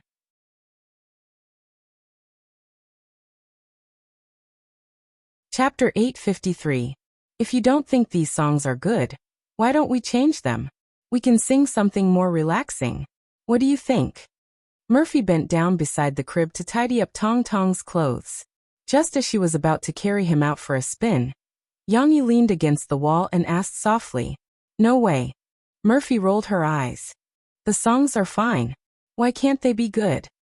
"Didn't you say that they were too sad?" "They are sad. These songs are too sad." Yang Yi laughed. "Since you don't like them, why force yourself to sing them? It's not like I can't find other songs for you." Murphy blinked innocently at Yang Yi and said, "Who told you that I don't like these songs?" "You like them?" Yang Yi was a little confused. "Yeah, I heard you play the saxophone just now. The melody was so beautiful. How can I not like such good songs?" Mo Fei carried Tianxian out. The little guy grabbed his mother's clothes with one hand, but he was very playful. He reached out to his father with the other hand. "Baba." Tong Tong waved his little hand. It seemed that he was more interested in his father, who was just playing with him. Yang Yi took Tong Tong, but he was still confused and continued to ask Murphy, "But you just said that they are sad." "Sad is one thing, but liking them is another. Although I feel sad when I see the lyrics, I can't help but like them. It should be very interesting to sing them." Murphy giggled. When she saw Yang Yi's dumbfounded expression, she said, "Aya, you don't understand women. The more they are sad, the more they like it. Isn't that right?" In those years, who was the one who watched those tragic dramas from the neighboring countries with snot and tears running down their faces, but loved them so much? Women. Yang Yi was a little speechless. Okay, as long as you like it. I was worried that you wouldn't like this type of songs because I wanted to create a sad special for you. Sure. However, you have to teach me these 3 songs first. I only listened to the song, The Most Familiar Stranger. Murphy's 2 hands pressed on the low cabinet as she excitedly said to Yang Yi. Yang Yi smiled and said, well, which one do you want to listen to first? This one. The lyrics of Qianqianke song are also very sad, but compared to the others, it's a little lighter and not as straightforward. Let's go from shallow to deep and take it slow, Murphy murmured. This song is more interesting. The female voice has a female voice, and the male voice has a male voice. Yang Yi recalled several versions of the song that he had heard in his previous life. After pondering for a while, he said, I'll sing the male voice for you. We can study the female voice later. But for the male version, I'll have to play the drums. For the male version, Yang Yi naturally had to imitate Zhang Guorong's singing style. Then I'll help you hold your son. Murphy was interested and carried Tong Tong over. Hey Baba. The little boy was unwilling. He hadn't started playing with his father yet. When he was in his mother's arms, he pouted his small mouth and made a fuss. Fortunately, Yang Yi sat in front of the drum set and played a trick of twirling the stick with his fingertips, attracting little Momo's attention. The little boy forgot his opinion of his mother and opened his big round eyes, looking at his father in surprise. It seemed that he was shocked by his father's performance. It seemed that he was using his little head to try to understand what his father was doing. Yang Yi teased his son, then he became serious and began to sing the first few lines. Slowly looking back, the night that belonged to each other. Hong Hong is still you, the sun in my heart. It was actually a Cantonese song. Murphy felt that the sentence structure of these lyrics was a bit special, but she didn't have a deep understanding of language, so she couldn't tell which language the sentence order was from. However, a classic was a classic. Yang Yi only sang the first few lines, and Murphy was attracted by the charm of the song. She stood aside with Tong Tong in her arms, looking at him eagerly, forgetting to sit down. Zhang Guorong's singing was able to move countless people. In fact, his singing wasn't the main reason. Even if his singing was top-notch, the key was that he could control his voice with emotion. This was something that many imitators couldn't do. Controlling the voice with emotion referred to giving a strong emotion to the voice. It was rare that it wasn't pretentious, and it was rare that it was just right. With the addition of his singing, he could easily express his talent and his sincere feelings. This kind of song would naturally move the audience. Yang Yi couldn't reach Zhang Guorong's level for the time being. However, with his wide vocal range, solid singing, and hard imitation, Yang Yi could sing with a little feeling of an older brother. It's a pity that we're about to be separated, so I can only gaze deeply at this moment. For example, in this sentence, the slight pause between this moment and gaze deeply at, as well as the change of emotion, Murphy showed an infatuated expression as she listened. At this time, Yang Yi hit the drum, as if he was using the rapid drumming to bring in the chorus of the climax. Even if there are thousands of songs in the future, floating on my road in the distance, even if there are thousands of stars in the evening, brighter than tonight's moon, Yang Yi hit the drum according to the rhythm and sang with emotion. Only he, relying on his vigorous aura and extraordinary body coordination, was able to beat the drum and sing without being affected at the same time. However, Murphy didn't think too much about these meaningless things. She looked at Yang Yi with blurred eyes, and was almost intoxicated by Yang Yi's cadence at this moment. Yang Yi also looked at her affectionately, and with that very seductive singing voice he hummed. Can't compare to this night's beauty, can't wash away my thoughts tonight, because you're singing with me tonight. Murphy bit her lower lip, and her cheeks turned slightly red. No one was willing to sing only half of this song. Although it was just a demonstration, Yang Yi still sang the whole song. In the end, he even hummed the last part of the song under the steady drumming. How is it? This song is good, right? Yang Yi still wanted to continue singing, so he smiled and said to Murphy.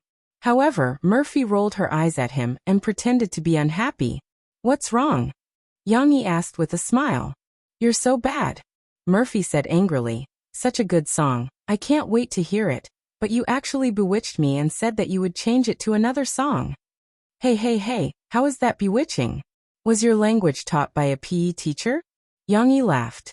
He knew that Murphy was just playing with him. Sometimes, the young couple quarreled, which was also a reflection of the fun in life. Yes, I was bewitched. Your language was taught by a PE teacher. While the two of them were bickering, Tong Tong became very interested in the drum set that his father was playing. He started to blabber and finally attracted his father's attention. Why, you want to play? Yang-yi laughed and handed a drumstick to the little guy. The drumstick was not heavy, so Tong Tong could hold it. Moreover, his ability to imitate was beyond his parents' expectations. Murphy carried him to the drum set, and the little guy excitedly waved his little arms and started to hit the drum. Hee. The little guy was so happy that he even turned his head to look at his father and grinned, as if to say, "Dad, look, I can hit the drum too."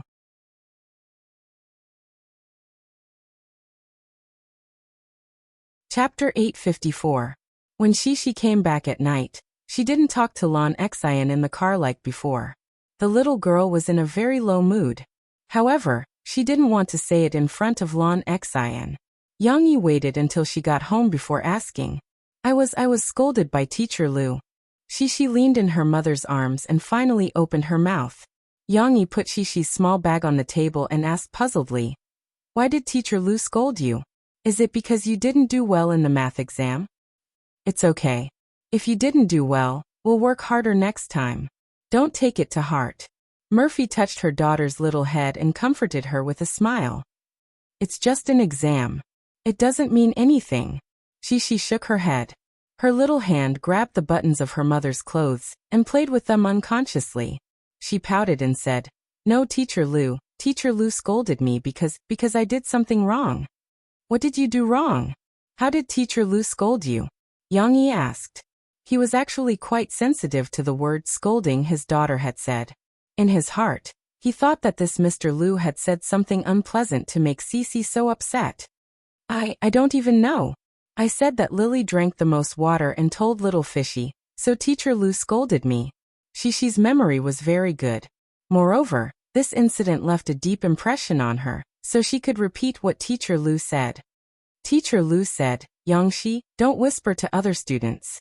During the exam, all the questions have to be completed independently." Yang-yi and Murphy asked for some details and understood the whole story. "This isn't scolding you." Yang-yi breathed a sigh of relief. He didn't know whether to laugh or cry as he said to Shishi, "Teacher Lu was just reminding you." "That's right. You can't cheat in the exam. You can't copy other people's answers or tell other people your answers," Murphy said seriously. Shishi didn't cheat. Yang-yi defended his daughter and pulled her over. He looked at her and said, "Because Shishi said that she didn't know the rules of the examination room, right?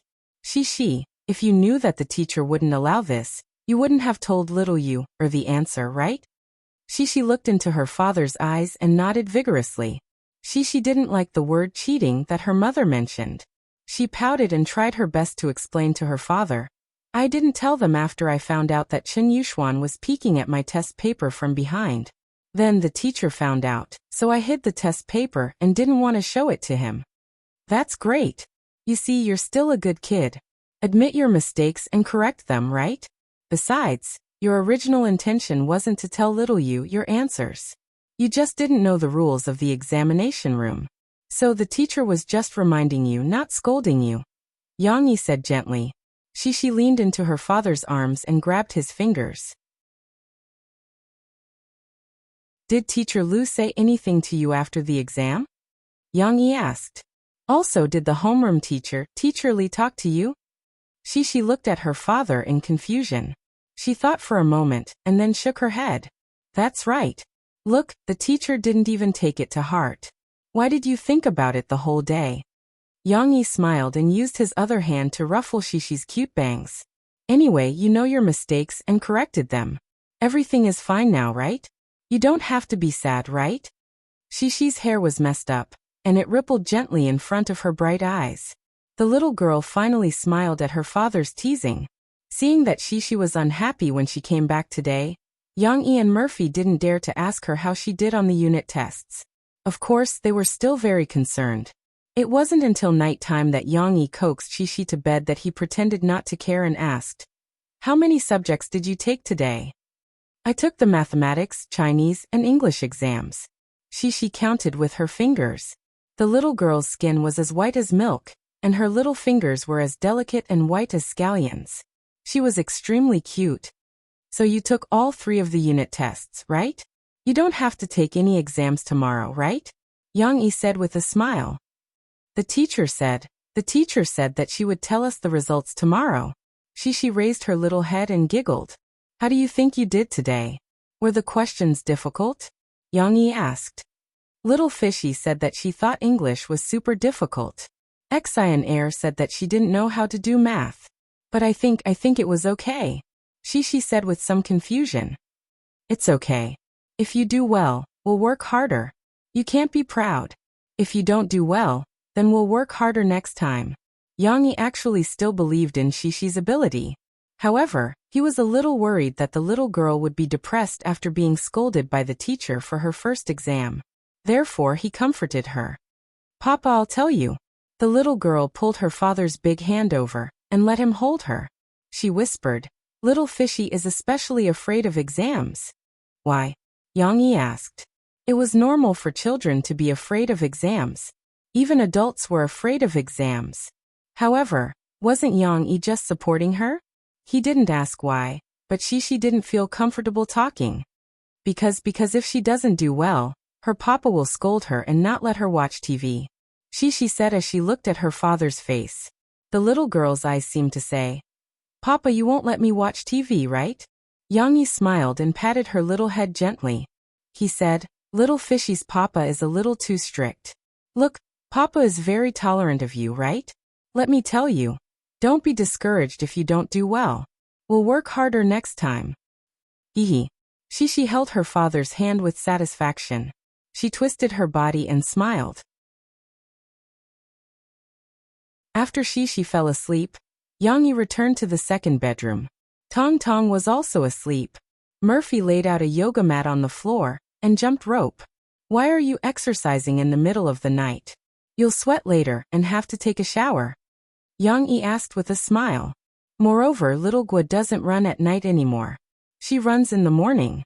Could it be that she was stimulated by little Gua's weight loss? "You're not fat now." This afternoon, Yang Yi and Mo Fei also went to the coffee shop.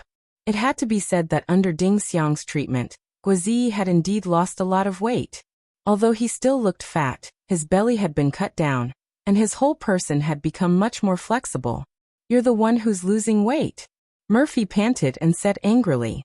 However, she didn't tell Yang Yi why she was jumping rope. Yang Yi was confused as he watched her jump for a while. She only stopped when she was sweating profusely. Mo Fei raised her eyelids, glanced at Yang Yi shyly, and bit her lower lip. Then, she took off the coat she was wearing. Gulp. Yang Yi's eyes widened and he couldn't help but swallow his saliva. Murphy wasn't wearing a top or sports bra under her jacket. Instead, it was hanging from 2 thin straps. Of course, the clothes weren't the main point. The main point was that Murphy had sweated a lot from the exercise earlier. Her skin was smooth and moist, and the sweat on her neck and collarbone had gathered into large beads of sweat. The beads of sweat flowed along the undulating lines of her breasts. In professional terms, it was called the saddle. The beads of sweat slowly gathered and flowed into the deep ravine. Murphy was usually very conservative. After all, they had been married for a long time. Sometimes, when Yang Yi teased her, she would blush. However, today, she seemed to have been stimulated by the lyrics of a few songs. She had decided that even if she had to be thick-skinned, she would teach Yang Yi a lesson. Murphy walked up gracefully with her catwalk. Her face was rosy, and she looked at Yang Yi charmingly. She opened her red lips and exhaled. "I want to practice my lower back. Can you help me?" Yang Yi's gaze was attracted by the beads of sweat. His mouth was so dry that he couldn't speak. Of course, at this moment, how could he refuse? Yang Yi smiled and reached out to hold Murphy's hips. He said softly, "Come on, bend down slowly and spread your legs a little more." "Hey, which family's lower back needs to spread their legs so widely?" He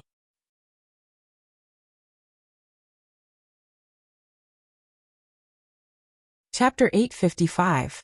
Next, every student whose name has been called by the teacher, please come up and get your test paper. As for the other students whose names have not been called, please stay in your seat and don't move. The next day, the first class was Chinese class. She, like the other children, sat in her seat and looked eagerly at teacher Li Rulin on the podium. Perhaps because they were about to know their results, they were very nervous. In today's class, these little fellows were very obedient and didn't make any noise. Each and every one of them sat up straight and looked at the teacher attentively. The only time there was such a uniform scene in the classroom could be traced back to the beginning of school. At that time, they were more obedient. After 3 weeks, the little fellows were very familiar with the new environment, new classmates, and new teachers. Each and every one of them revealed their mischievous nature. Wang Lele 92 points. Lan Xian, Chen Yuxuan, Chao Rulin 98 points. Li Rulin didn't read out the names according to their scores. Instead, she called out the names from top to bottom, and let these children go up and get their test papers. She also didn't read out all the children's scores. Out of consideration for the children who did poorly, she only read out the scores of those who scored more than 90 points. However, because the quality of the students was high and the questions were relatively simple, most of the children scored more than 90 points. There were also a few who scored 100 points. Even if their scores weren't read out, their scores wouldn't be too bad. For example, Lan Xian scored 88 points. She was just 1 point away from being read out by the teacher. It was also a kind of honor to be read out by the teacher. Looking at Chao Rulin, who scored 98 points, the bespectacled girl's face was glowing. She walked to the podium with her chest puffed out to receive her test paper. She looked at Chao Rulin enviously, while waiting for her test paper. Lu Xiaoyu 90 points. She turned her head and saw her deskmate happily running up to get her test paper. She couldn't help but feel a little anxious. Why isn't it my turn yet? The little girl's mind was in a mess. One moment she was worried, and the next moment she was sad. She was worried about her gains and losses, and her confidence and patience were slowly being ground away. However, just as she was letting her imagination run wild, Lu Xiaoyu had just sat down beside her. Just as she was happily about to show her paper to Shi, the teacher on the stage read, Andong 95 points. Yang Shi 100 points. Now the teacher has already read out 2 students who scored 100 points. In this unit test, the students in our class did very well in Chinese. She didn't pay attention to what teacher Li Rulin said after that. When her name was called, the little girl raised her head in surprise. When the teacher read out her score, the little girl's eyes were filled with surprise. You scored 100 points. Lu Xiaoyu was so surprised that her little mouth turned round. She turned her head and looked at Shi as if she was looking at a big monster. She thought that it was already very good for her to score 90 points. In fact, many people scored more than 90 points because the teacher read out their scores. The little girl had an illusion. But she didn't expect Shi's results to be even better. Of course, at this time, she had to go up and get the test paper first. She happily ran up to the stage with small steps with smiling eyes. She stretched out her hands and took the test paper from the teacher. However, Li Rulin didn't treat Shi like the other students. She only gave a few words of encouragement, and let Shi go down. She smiled and said, Yang Shi, wait a moment. She walked out from the podium and gently put her hand on Shi's shoulder. She smiled and said to the students in the class, Yang Shi's results in the unit test for the 3 subjects are very good. The math teacher and the English teacher told me that she also scored full marks for the other 2 subjects. Wow! A few of the children who were not calm cried out in surprise. Of course, most of them were still in a confused and wait-and-see state. For example, Lan Xian even moved her butt in her seat, as if sitting more comfortably was more important than listening to other people's results. Really? She didn't expect teacher Li to reveal her results for the other subjects during Chinese class. The little girl turned her head in surprise and looked at the teacher. She asked, I scored 100 points for 2 subjects. Li Rulin didn't expect Shi to interact with her so openly. She thought that Shi would be a little embarrassed after hearing it. In the end, when she saw Cece raise 2 fingers, she realized that she had miscalculated, so she changed it to 3 fingers. Her slender little fingers swayed, so cute that Li Rulin couldn't wait to take a bite out of them. Of course it's true, but don't be arrogant and slack off. Because this is only the first exam. If you don't take it seriously next time, you might be overtaken by others. Li Rulin said gently. In the afternoon, Shishi went home. In the car, the little girl was beaming with joy. However, when Yang Yi asked her what had happened, she refused to say. She also didn't allow Lan Xian to say anything. The 2 little girls were playing in the back, as if they were keeping a secret from each other. Yang Yi asked anxiously. Shishi cried out in a clear voice. I can only tell you when I get home and Mom is with me. You still want to wait for Mom? Can't you tell me a little and let Dad know first? Actually, Yang Yi could roughly guess that Cece was so happy because she had done well in the exam after the results were announced. However, he still teased the little girl. You can't. Mama said I can't just tell Papa and not Mama. Cece explained seriously. Okay. When they got home, Shishi ran over and pulled Murphy over. She also asked Yang Yi to stop what he was doing and urged them to sit in a row. Little brother, sit here too. Shishi arranged diligently. Tong Tong sat next to his mother in a daze. He didn't know what was going on. He just stared at his sister's figure with his big eyes. Yang Yi and Murphy were very cooperative. They didn't move and just watched Shishi carefully take out a few neatly folded test papers from her school bag. Papa, Mama, look, I got 100 points. 3 100 points. Shishi finally said the words she had been holding back for a long time. She pointed at the test papers on the table with her little finger. So good? 3 100 points. Murphy was really surprised and couldn't stop smiling. She took Shishi's test papers and looked at them one by one. They are all ticked. Oh Shishi, Mom is so proud of you. Shishi didn't have to hold back anymore. She jumped into her father's arms and giggled. Actually, it's quite easy to get full marks in the 1st grade, right? Yang Yi touched his chin and glanced at the math paper. These questions are quite easy. Murphy patted his shoulder reproachfully. You talk too much. Cece straightened her body, pouted her small mouth, and said unwillingly, But Teacher Lee said that I'm the only one in our class who got 3 full marks. Are there any in other classes? Murphy asked.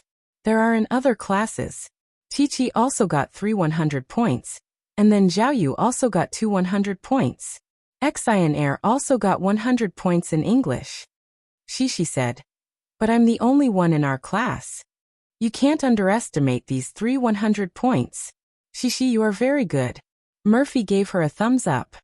You really did well this time. Yang Yi smiled and rubbed his daughter's little head. He said, But do you remember what Papa told you? If you do well, don't be proud. Next time work harder. I know. This morning, Teacher Lee also told me. She said that if I don't work hard, I will be surpassed by others. Shishi said with joy. Then I told Teacher Lee that my papa told me the story of the rabbit and the tortoise. I know that I can't be lazy. Yang Yi and Murphy looked at each other in surprise.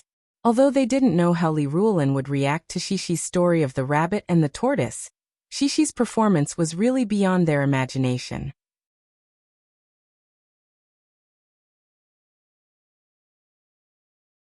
Chapter 856.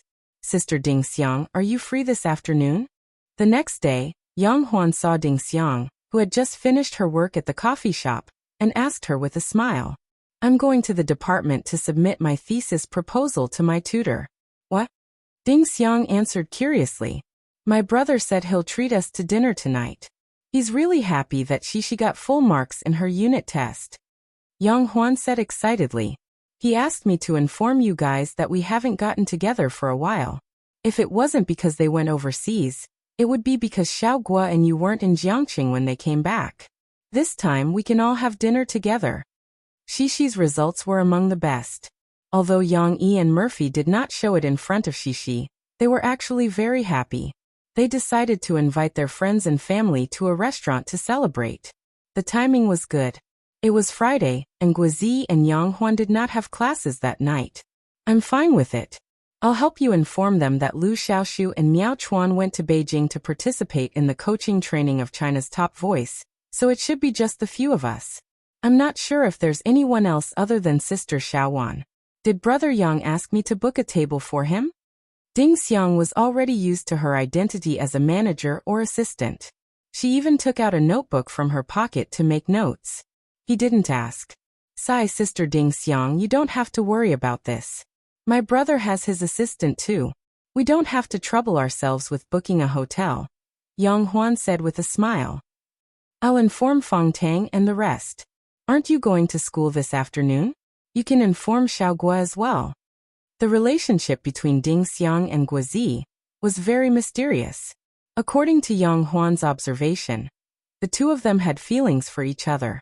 However, for some reason, neither of them was willing to talk about the last bit of their relationship. They were filming in Beijing during the summer break, and the company rented 2 apartments across from each other. Ding Xiang and Yang Huan stayed in one, and Guozi stayed in the other. Of course, since the girls' rooms needed fresh air, the kitchen in Guozi's room was used by the 2 girls. Usually Ding Xiang would cook and cook. She would stay at home most of the time when she was filming extras. When Yang Huan was free, she would also help out a little, but most of the time, Ding Xiang would appear at Guozi's place. Interestingly, Yang Huan knew that if she didn't show up, Guozi would be very attentive in going in and out of the kitchen to help Ding Xiang. Even though he was a clumsy young master and had been given everything since he was a child, his attentiveness was still impressive. However, if Yang Huan was there as well, Guozi would be too embarrassed to meddle in the kitchen. Another interesting thing was that Yang Huan could tell that Ding Xiang actually had a good impression of Guozi. It was Guozi's birthday, and no one remembered it. Yang Huan would never remember someone else's birthday. Guozi's family was so busy that they forgot about it. They only remembered it the next day and called him back. But Ding Xiang remembered. Not only did she remember, but she also prepared in advance. She asked Yang Huan for help and used her salary to buy Guozi a cake and a small gift. Yang Huan knew Ding Xiang very well. Ding Xiang was a very frugal person. Even if the company gave her money, she couldn't bear to spend it extravagantly. However, the watch that Ding Xiang bought for Guozi cost more than 1,000 yuan. Although it wasn't a branded watch, Ding Xiang had never bought anything that cost more than 500 yuan for herself. As far as this gift was concerned, Yang Huan felt that it would be strange if Ding Xiang was not interested in Guozi. Then again, Guozi didn't disappoint. Ever since he received the gift, he wore the watch every day. At least, Yang Huan didn't see him take it off. In the afternoon, Ding Xiang rushed to the building of the School of Business Media with a stack of manuscripts. She was in her 4th year this semester. Although she didn't have many classes and was waiting to graduate and start working full-time, she still had to write her graduation thesis. Even if she was a straight-A student, she still had to follow the teacher's procedures and go through the opening report several times. After handing in the opening report in the tutor's office on the 6th floor, Ding Xiang quickly walked to Guozi's classroom. Ding Xiang had Guozi's class schedule.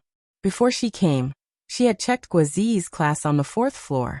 Since it was so close, she directly walked down the stairs. Senior Guozi, I'm your fan. I've liked you for a long time. Ding Xiang was walking down the stairs when she heard a childish voice coming from the corridor. She frowned and hesitated for a moment before stopping. You are. Guozi's voice was right. I'm from the piano department.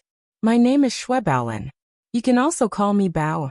This time, Ding Xiang could tell that the voice wasn't childish. It was the voice of a baby that was popular on the internet. However, it felt like it was pinched. Xue, you're a freshman? Guozi's response was a little awkward. Yes. I just entered the school. Senior Guo, you're really smart. The baby voice giggled. Aya, you already called me Bao, calling Xue Baolin widens the distance. My classmates and friends all call me Bao. Oh right, can I call you Brother Guo? What Bao Brother Guo? Who would call each other so intimately on their first meeting? Moreover, Guozi, why are you still hesitating? Xue Baolin didn't wait for Guozi's agreement and continued. Brother Guo, let me tell you, I've liked you for 2 years. I've liked you since you filmed Fairy Tale. After that, when you filmed The Limit Challenge, I didn't miss a single episode. Really? Ha ha ha ha, thank you. Guazi smiled politely. Did you know? Brother Gua, I got into Jiangqing Media University because of you. My family originally wanted me to study at Sichuan Music Academy, but I liked you so much that I secretly applied for Jiangqing Media University. I didn't expect to really get in. I'm so happy. Then, I still have to congratulate you. Guazi didn't know how to reply. When school started, I came to look for you many times. I came every day, but you weren't in school. Your classmates even said that you went to film a movie. Xue Baolin said regretfully, but it doesn't matter. When I heard that you were back, I immediately came to see you. I'm so happy to see you alive. Ahaha, have you seen me when I'm not alive? Guazi actually joked with her. Ding Xiang couldn't help but frown. Hehe, Brother Gua, what you said is really interesting. Can I have your contact? Mobile phone, SNS, etc. I have many questions to consult you in the future. For example, I just came to Jiangqing Media University in Jiangcheng, so I don't know many things. If I can get to know you and learn more from you, it'll be great. Xue Baolin smiled happily and made many requests in one breath. Micro-broadcasting won't be necessary. I've been following your micro-broadcasting for a long time. Oh yes, can we follow each other? With so many requests, what does this woman want? Ding Xiang took a deep breath and clenched her fist.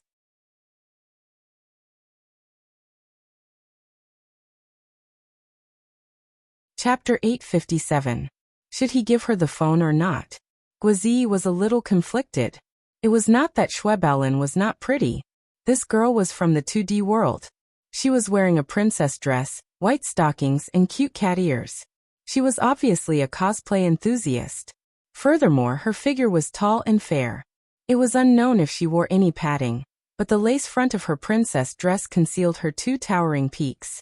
If it weren't for the fact that her face wasn't cute enough, then she would definitely be called cough cough. Anyway, with this kind of appearance and dressing, it would definitely cause a commotion among the group of nerds in the business media school. Guazi felt terrible when he saw this. He quickly called the girl who came to his door to talk to him in the corridor. The girl did not react to other people's stunned gazes. But it was also expected.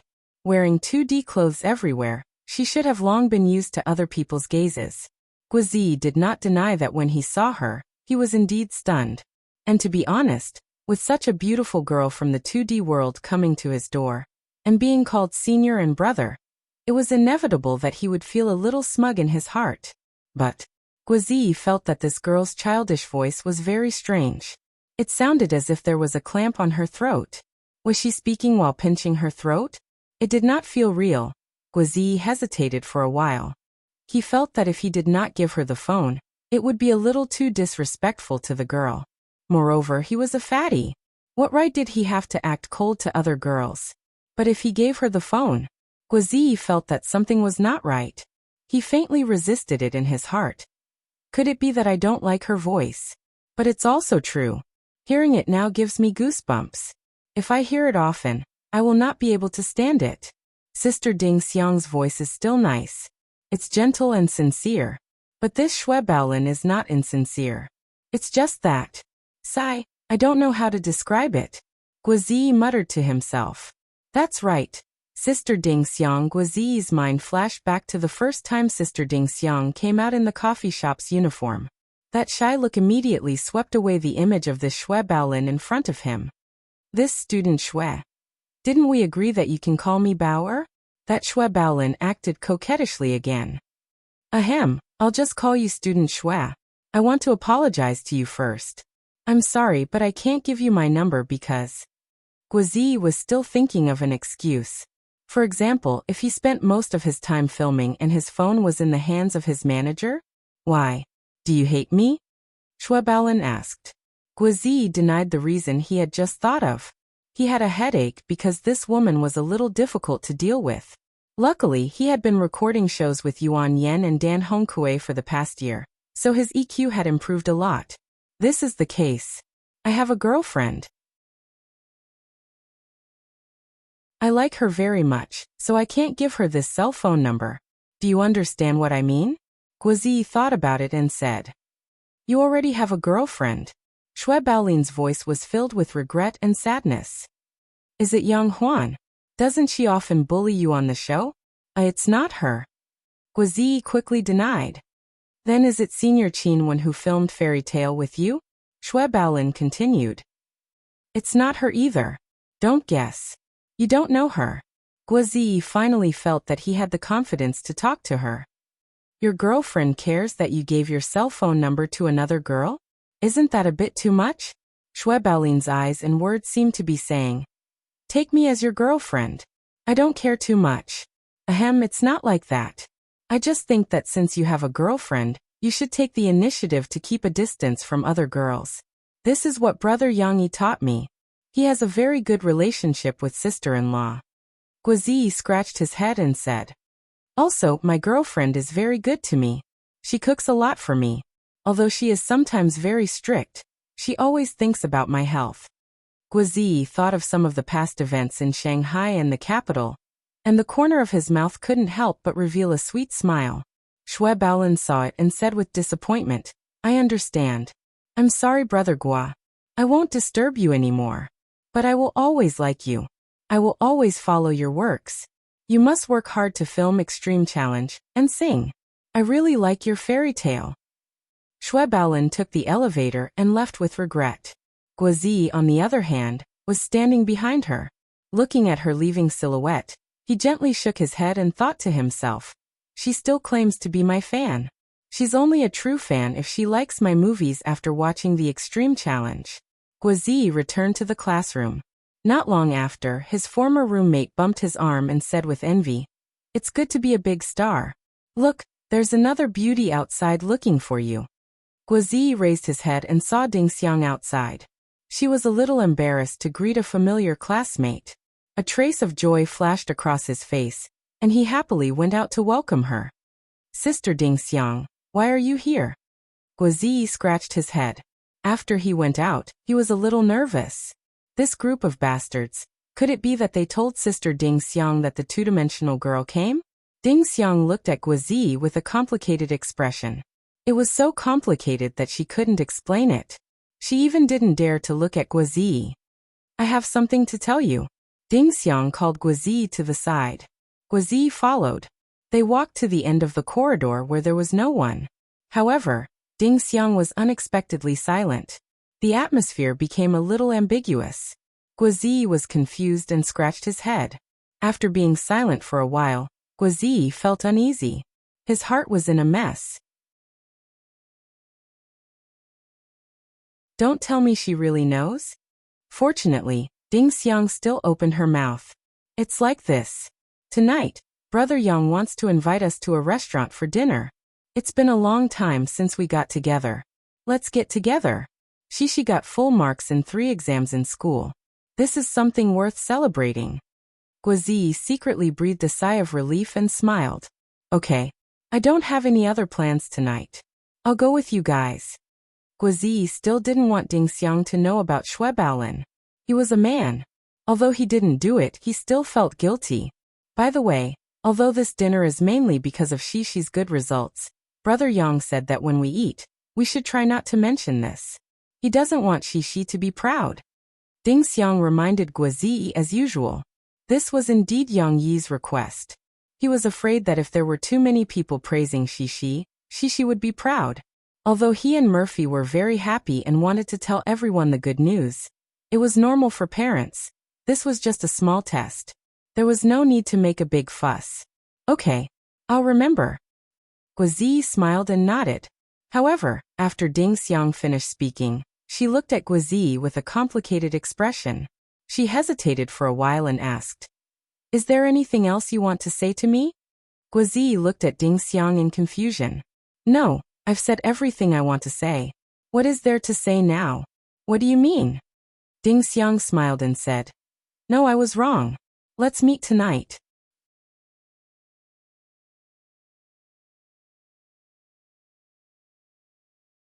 Chapter 858. Wow, Shishi, you look beautiful in your school uniform. You look just like a little lady. Yang Yi and Murphy were the last to arrive because they had to pick up Shishi. As soon as they walked into the hotel room, Shishi received praise from Mo Xiaowan and Ding Xiang. Shishi pulled the skirt of her school uniform and shook her little, but in embarrassment as she smiled sweetly at them. Hearing you guys say that, I suddenly feel that time has passed very quickly. Aside from Big Brother Yang, Big Sister Murphy, and Big Sister Xiaowan, I should be the first to know Shishi, so I should have the most right to speak. Back then, Shishi was still so small, but in the blink of an eye, 2 years have passed, and Shishi has grown so tall. Guizi used his hand to show Shishi's height back then, and said emotionally. Shishi blinked her big eyes and looked at the height that Uncle Guizi was showing in astonishment, as if she couldn't believe that she was so small in the past. Yang Yi placed Shishi's school bag on the sofa and smiled. Little Gua, you've changed a lot too. 2 years ago, when I met you, you were only 16, right? Almost 17. Guizi was probably worried that Ding Xiang would care about the age gap between them when others talked about his age. Therefore, he often deliberately made his age vague, and said that he was older. Regardless of 16 or 17, you've grown a lot in the past 2 years. You're almost 1.8 meters now, right? Yang Yi smiled. This is also growth and change. Uncle Little Gua, are you 19 years old now? Shishi looked at Guizi curiously and asked. Simple addition and subtraction questions within 3 digits weren't difficult for Shishi. Yes. Guizi patted Shishi's shoulder with a smile. The adults gradually shifted the topic and focused to Tong Tong. Shishi looked left and right, and then looked at Guizi. Uncle Little Gua, Papa said that you were in a big prison and went to act in a movie, right? My papa used to act in a movie, and he was also locked in a big prison before he was released. Shishi pulled Guizi's clothes and asked excitedly. Bah, who was locked in a big prison? Of course. She was right. Yang Yi's character was indeed released from prison, before he went to the bank. Yeah, I was locked up in a big prison. No, it was just an old and abandoned prison. The crew rented it and rebuilt it into a new set. Guizi was a little led astray by Shishi. Sensing that something was wrong, he immediately corrected her, because the main plot of that movie took place in prison. Wow! Shishi felt that it was amazing. She had seen a prison in her father's movie, and it seemed to be very big. Wow, what? Guizi found it funny and said, Your father knows about this matter better than I do, because the story of that movie was written by your father. That's right, the movie that Guizi went to act in was The Shawshank Redemption. However, he was similar to Du Yuanlei. For such a big production, they could only learn from the crew and didn't have the opportunity to act in an important role. Papa wrote it. Shishi was a little surprised. Yeah, Guizi nodded and said, Your father is very awesome. Hee. I don't know. The little girl twisted her body and smiled shyly. Shishi continued with her previous question and asked curiously, Then Uncle Little Gua, what role did you play? Was it a big bad guy? Or a good guy? Well, how should I put it? I'm just playing an ordinary prison guard, which is to say prison police. Guizi was afraid that Shishi wouldn't understand, so he explained in detail. Like those prison police with status, they all wore uniforms with a black coat on the outside. Shishi opened her eyes wide and listened with rapt attention. Just like your school uniform. There are a few prison guards with status, and it's easy to recognize them. They all wear coats. Guizi pointed to Shishi's school uniform and gave an example. They are leaders so they can speak. But I'm just an ordinary prison guard, so I can't speak without a coat. Then you can buy a coat.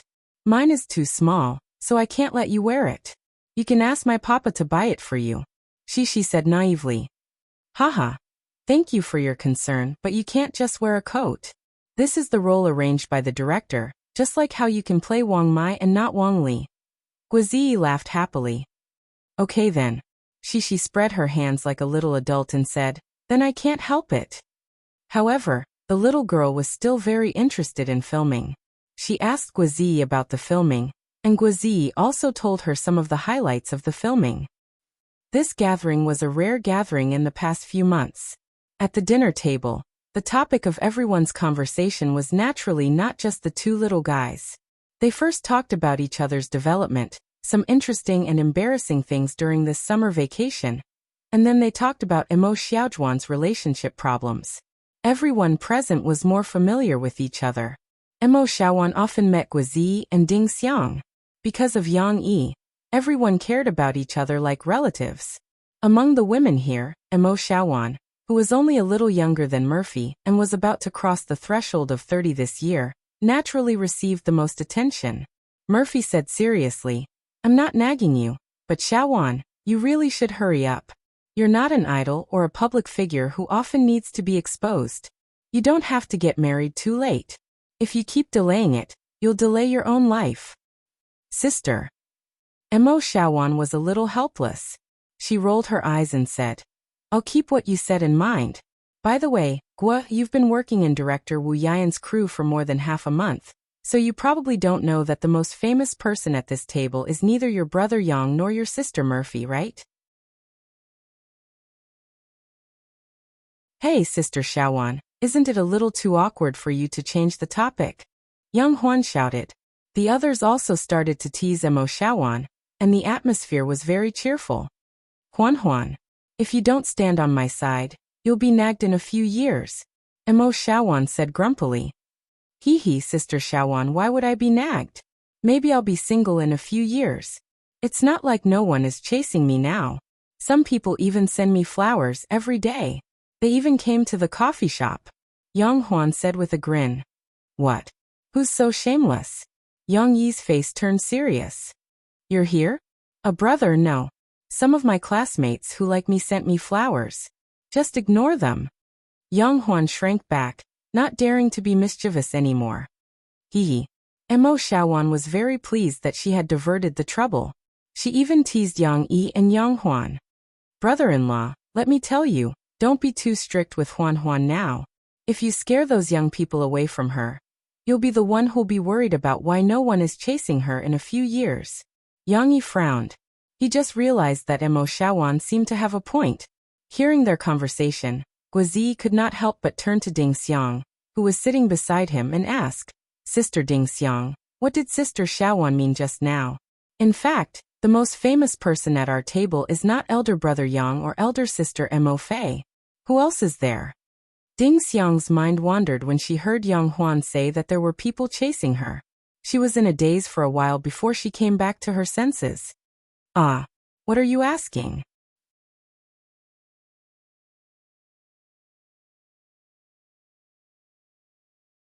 Chapter 859.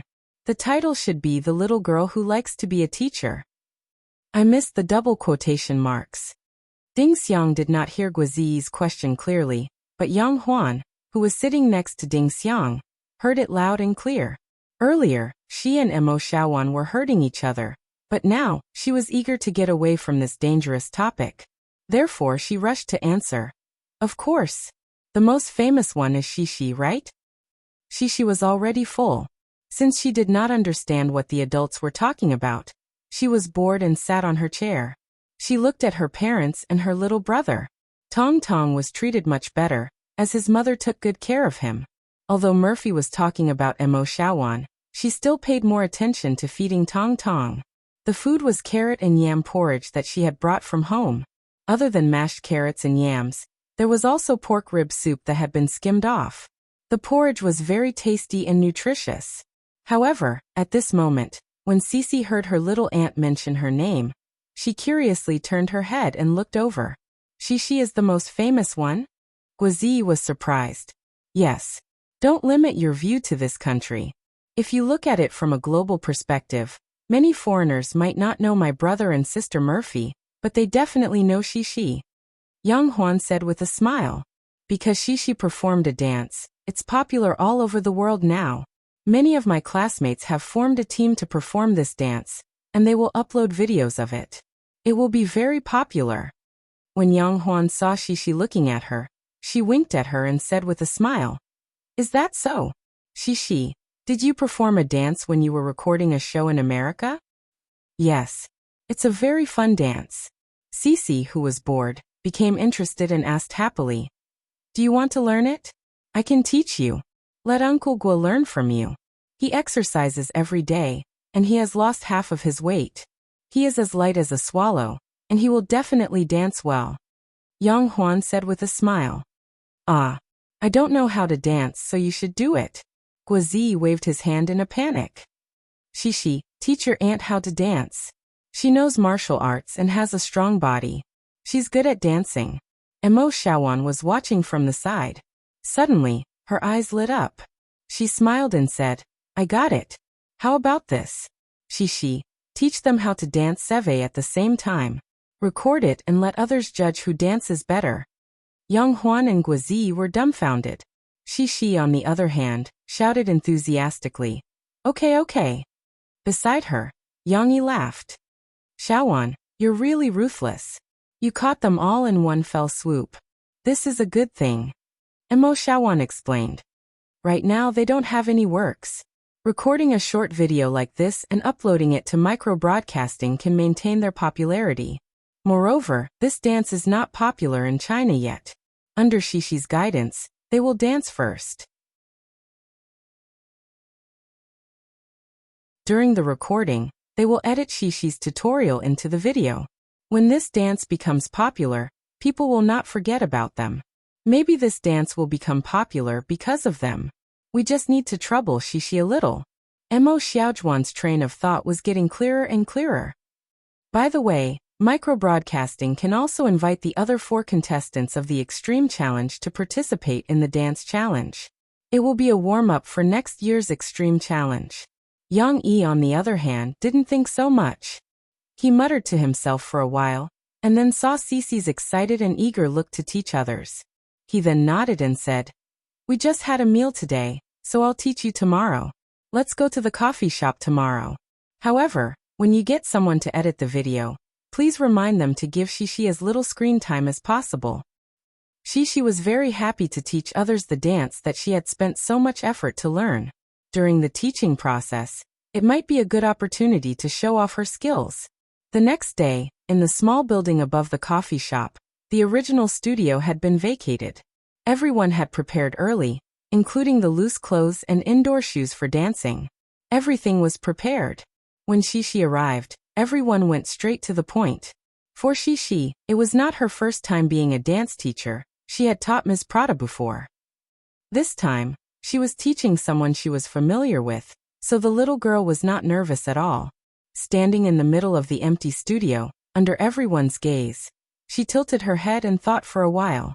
Then she turned around and asked for the phone from her father.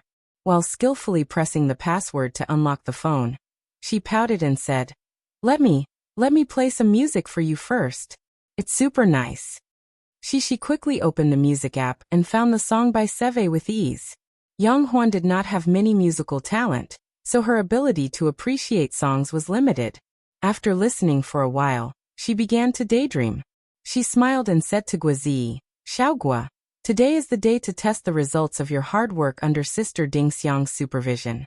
You have to learn well. I was forced to do this by you guys. Guazi shook his head helplessly. Dancing is not my ability. Then are you looking down on our coach Shishi's skills? Yang Huan teased him on purpose. Shishi was watching from the side.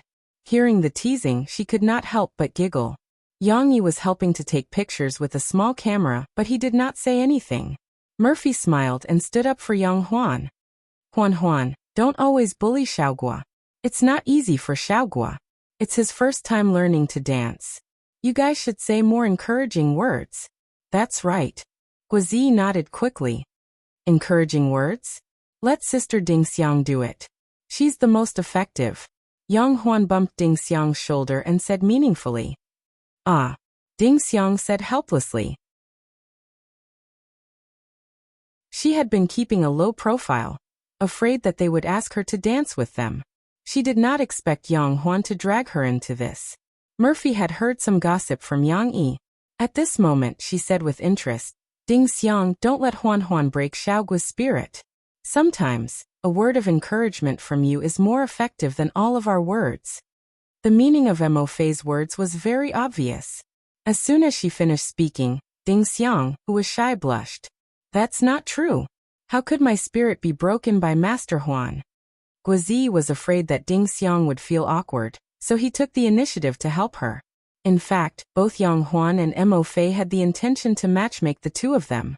However, despite their explicit hints, Ding Xiang and Guozi seemed to be a little hesitant.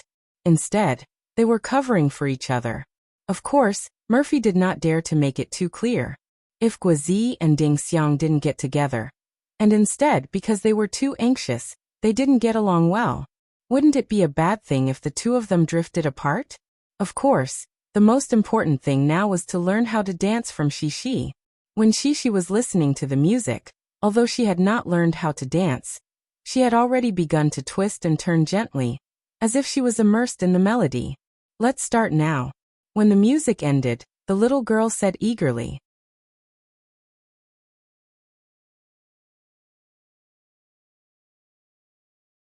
Chapter 860.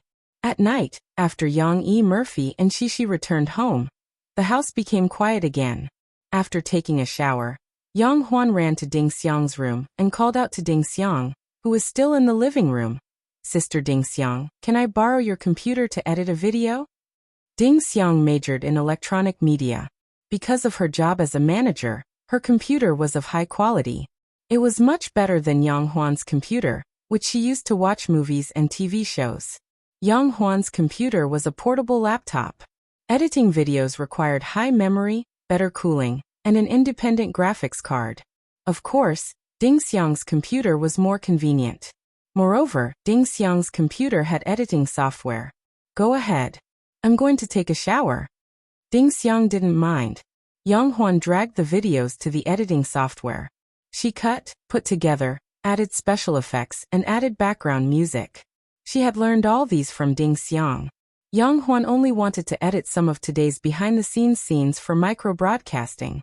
She didn't want to do anything special. Therefore, she didn't want to trouble Ding Xiang. After she was done, while waiting for the videos to be edited, Yang Huan opened the browser out of boredom. She wanted to find something to watch to pass the time. Movies that girls like to watch. Yang Huan searched for this keyword. However, as soon as she typed the word girl, a few search history popped up in the search box. A girl's confession to a boy. What does a girl's confession say? What if a girl's confession fails?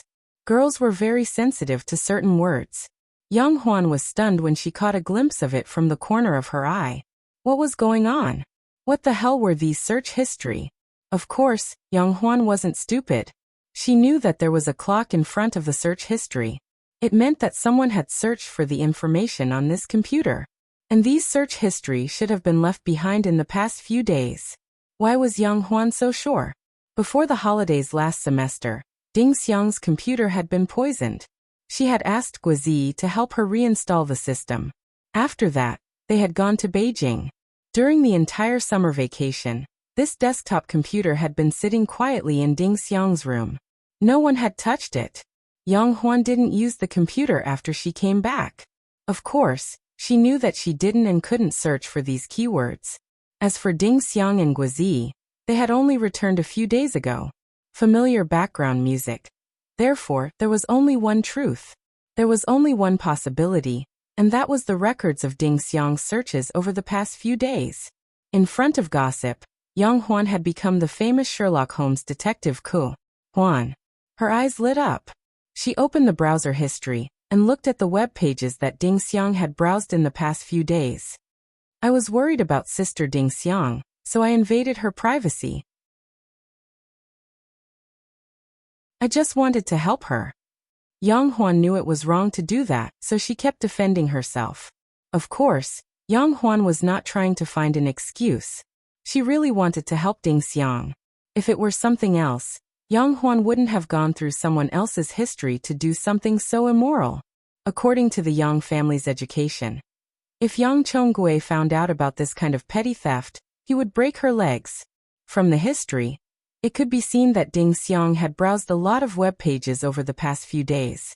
However, most of them were related to literature. She was busy with her graduation thesis, so she needed to look up a lot of information. There were also some web pages related to the entertainment industry. These were Ding Xiang's work. Although Yang Huan and Guozi didn't have any work to do for the time being, As they had classes, Ding Xiang still paid attention to the entertainment industry. Finally, Yang Huan found the web records of Ding Xiang's intensive searches for these questions. It was yesterday afternoon. Yang Huan rested her chin on her hand, looking confused. What happened yesterday? The cursor moved, and suddenly stopped at the earliest record. The person you like has been confessed to. You feel terrible. Why? Qiandu searched. Yang Huan frowned. She opened a web page that Ding Xiang had visited that Qiandu knew about. The main question was, the person I like has been confessed to. To be honest, I feel terrible. We are friends, and he was the first to tell me. What should I do? The following answer was very cruel. This is the result of being indecisive. Why didn't you confess to the person you like at the first moment? However, before Yang Huan could open her eyes, there was a noise outside. Ding Xiang had finished her shower. Yang Huan closed the web page and the history in a hurry. She even closed the browser out of guilt, and the mouse moved around on the editing software. How is it? Is the video out? I want to see it. It was so interesting learning how to dance today. Ding Xiang didn't notice Yang Huan. She pushed the door open and asked with a smile while wiping her hair. How can it be done so quickly? I'm still waiting for it to be done. Yang Huan laughed and changed the topic. Sister Ding Xiang, if you think it's interesting, why didn't you dance when we asked you to? I'm not good at dancing. Ding Xiang blushed again. She recalled how Yang Yi and Murphy tried to arrange her to dance with Guizi. She wasn't stupid. How could she not know what they were trying to do? It's okay if you're not good at dancing.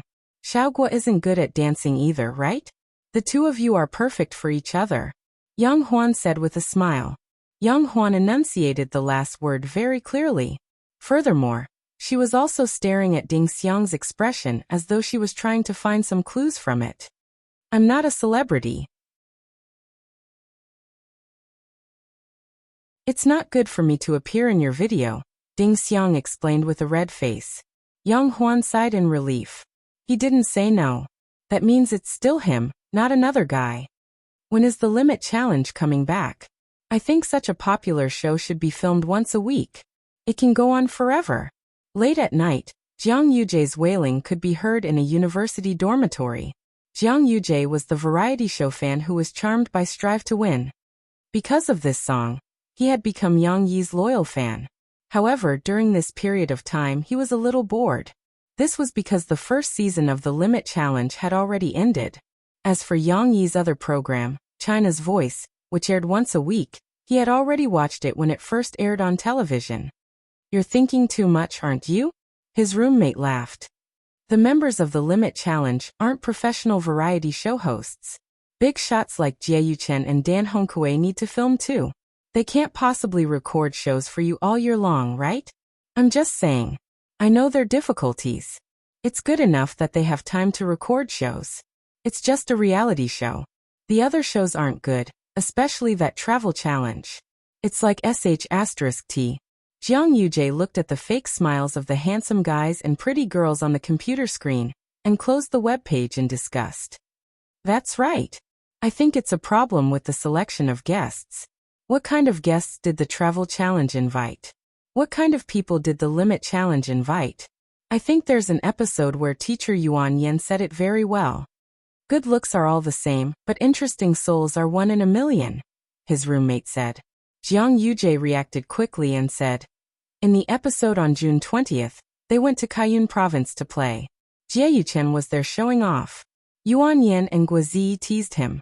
However, it's quite appropriate for you to use it here. I also think that the guests of the Limit Challenge are all the same. Our Extreme 6 is more interesting. At this moment, another roommate took off his headphones and laughed. Are you guys talking about extreme selections? Did you watch the video that Yang Huan posted just now? It's so interesting.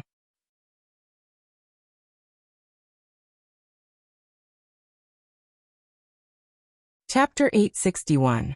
What video is it? Click on the replay and let's see. Jiang Yuje and a few other interested roommates came over and asked him to unplug his earphones to play the video. He didn't know if the education network was slow to react, or if this guy's computer was lagging because he often downloaded short videos. After a while, The video finally played. They saw a little girl holding a phone that was much bigger than her palm appear on the computer screen. She looked like she was carved out of jade, and was very cute. Although there were Photoshop software in this era, and it was very popular to retouch one's own photos, there weren't any powerful beauty features in the shooting tools and video software. Other than special effects artists, most people couldn't slim down or whiten someone's face in a video. Therefore, the girl in the video without any makeup displayed her natural beauty. In the camera, she held the phone and said seriously, "Alright, the song is over. Let's start dancing." At this moment, Yang Yi's voice came from behind the camera. Ask them to warm up first. Before dancing, they should adjust their muscles and bones so that they won't get hurt easily. Cece turned her head and looked at the camera, her father behind the camera. Blinking her eyes, she smiled embarrassedly. I've forgotten about the song. Let me teach Uncle Gua and Auntie Xiao how to warm up first. Where did Yang Huan find this little girl? Aren't those big eyes too cute? And her eyelashes, they can't be fake, right? How can they be so long at such a young age? A roommate mumbled. She's Yang Yi's daughter. Jiang Yujie explained helplessly. It can't be fake eyelashes. She has good genes, and her mother is very beautiful. Because the video was edited, the camera didn't drag. Soon it showed Yang Huan and Guizi warming up. Yang Huan was fine. She practiced martial arts all year round and had a good physique. Her movements were on point. On the other hand, Guizi was the center of everyone's laughter. For example, Guizi could not even touch his ankle when he bent down and touched his toes. Although many people were not as flexible as Guizi, they felt an inexplicable sense of humor when they saw him raise his head with a frown. Yang Huan even ran forward mischievously and showed off his super flexibility in front of Guizi by pressing his palms on the soles of his feet. The camera paused for a second on Guizi's funny face as he rolled his eyes. "Sai, I feel sorry for him." Everyone in the dorm laughed. Gua is really a comedian. His every move is hilarious. Of course, they soon saw Yang Huan make a fool out of herself. The video cut directly to the part where they practiced the dance steps. She first demonstrated a set of very simple front kicks and tiptoes. The little girl even slowed down her movements. There was no sound of Shishi's voice, only funny background music and dance steps.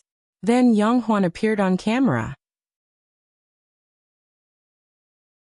Maybe it was because she was a beginner, but she couldn't remember the movements. Her body seemed to have lost its coordination. She couldn't differentiate between left and right. After she finished her left kick, she retracted her left leg and tiptoed. Her right leg was in a daze. As she danced, she even kicked in the air with both legs as if she had given up. In the end, she hugged her leg and squatted down. If one looked at this part, Yang Huan indeed didn't have any talent in dancing. She was clumsy. As a matter of fact, Guizi, who was beside him, was already lying on the ground, laughing heartily as he slapped the floor. "Haha, Yang Huan, you deserve it." Jiang Yujie and his roommates couldn't help but laugh. Of course, these were just highlights. They mainly showed the difficulties and setbacks they had encountered during their dance practice. Yang Huan's micro-broadcasting also said, "Today Guizi and I learned a super cool dance from teacher Shishi. Don't be fooled by the highlights. When our colleagues edit the video, I promise you that our learning will amaze you." However, the fans under micro-broadcasting were very happy and not serious at all. "I don't believe you. Based on your performance just now, you probably have no chance to dance in this lifetime. Gua knows how to dance. Pigs can climb trees. This is the Seve shuffle dance that Shishi did on the Prada talk show, right? Shishi danced well. You guys can forget about it. Haha. You guys are feeling sorry for Gua, but I feel even more sorry for Shishi. Our little cutie must have tried her best to teach them, but she was faced with two uncoordinated people, two dance maniacs. Teaching them must be very tiring. I came from Chef's micro-broadcasting just to catch a glimpse of our Shishi. Same as the one on the right, I feel sorry for the little girl. I came from Yang Yi's micro-broadcasting plus 1 inch. I'm just asking. You guys only feel sorry for Shishi, but don't you care about what dance they are doing? Not at all. Next. Haha. Asking about what dance they are doing. You probably don't pay much attention to the news about Yang Yi and Shishi, right? They're obviously dancing the Seve shuffle dance that's popular overseas. Although Yang Huan and Guozi had gained a lot of fans because of the video that night, Yang Huan didn't sleep well the whole night. Sigh, why is Sister Ding Xiang so silly? She's so cute. As a girl, she actually wants to take the initiative to confess her love. Yang Huan tossed and turned in bed. Compared to her, Guo is too timid. He has liked Sister Ding Xiang for so long, but he hasn't done anything yet. Of course, it wasn't that he didn't do anything. Guozi was very nice to Ding Xiang. For example, when he went to record a show, he didn't care about anyone, and just brought a local souvenir for Ding Xiang. Usually, Guozi also took care of Ding Xiang in small details, which was something that the careless Yang Huan didn't notice. However, Yang Huan was right. Guozi didn't make any breakthrough in the past few months. This won't do. The relationship between Guozi and Sister Ding Xiang is a little. No, it should be said that there is a gap in all aspects between them. If Sister Ding Xiang confesses her love to Guozi, Sister Ding Xiang will be putting herself in a lower position. Yang Huan was worried about Ding Xiang. Although Yang Huan had never been in a relationship before, she had watched a lot of movies and dramas to learn how to act. She especially watched domestic soap operas and melodramatic family dramas, so she had a lot of experience. When analyzing the relationship between a man and a woman, she even skipped the factor of love and directly involved the complicated factors such as family status and the relationship between mother-in-law and daughter-in-law. The more Yang Huan thought about it, the more excited she became. In the middle of the night, the righteous Lord Huan sat up from the bed and patted his thigh. No way, I have to help Sister Ding Xiang. The next day was Sunday. Guozi had already returned home, but he received a call from Yang Huan. Guozi, where are you? I have something to talk to you about. He was confused, but he still went out to meet Yang Huan.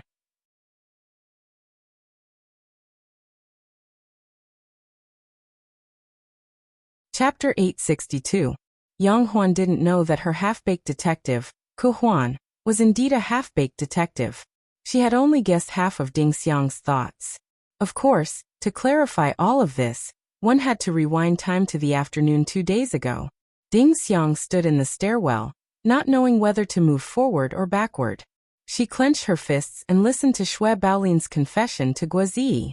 Brother Guo, why aren't you saying anything? Ahem, I just find it strange. I'm fat and ugly, and the fans of the Extreme Challenge call me Little Fatty Guo. Why would you like me? Who said you're ugly? Although you're just a little chubbier, you're still very handsome. Also, people say that fat people have potential. I think they're right. You should be on a diet now. You've lost a lot of weight, and you've become more handsome. Really, you have a lot of female fans online. Everyone says you're gentle and caring. But I like your intelligence more. You're too smart. Every time I see you fighting with Yuan Yan, I'm so excited that I tremble all over. Ding Xiang's eyes dimmed, and she loosened her grip on his hand. When she heard Xue Baolin say that Guozi had become even more handsome after losing weight, Ding Xiang felt like she was regretting teaching her husband to seek a title. However, just as Ding Xiang was feeling sad, Guozi's words entered her ears. I have a girlfriend, and I like her a lot. Ding Xiang raised her head in surprise. Guozi had a girlfriend? Why didn't she know?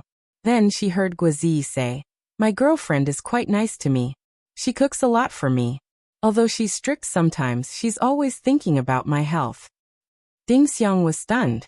Weren't these clues pointing to her? At that moment, Ding Xiang's emotions were in turmoil and became even more complicated. How did Ding Xiang feel about Guozi? Ding Xiang had the most right to speak. In the beginning, Guozi could only be regarded as a junior brother that left a deep impression on her. At that time, Guozi's character was still immature. He was just a little kid who hadn't grown up yet. He shamelessly wanted to go to the bar where she worked to play. If it weren't for Ding Xiang's good character and tolerance towards Guozi, if it were someone else, they probably wouldn't have bothered with Guozi. However, Ding Xiang did not expect that Guozi would return the favor and take the initiative to help her find a stable job in Yangyi. For this, Ding Xiang had always been grateful to Guozi. She even felt that Guizi was not only her friend, but also her benefactor, a benefactor just like Yang Yi. Therefore, when she was just a waitress, Ding Xiang had always been very tolerant of Guizi. If Guizi wanted to eat cake, Ding Xiang would also make delicious cakes. Of course, she was just an employee, and Guizi had to pay for it. During this period, something very special happened. Last year, on Ding Xiang's birthday, Guizi bought a birthday present for Ding Xiang.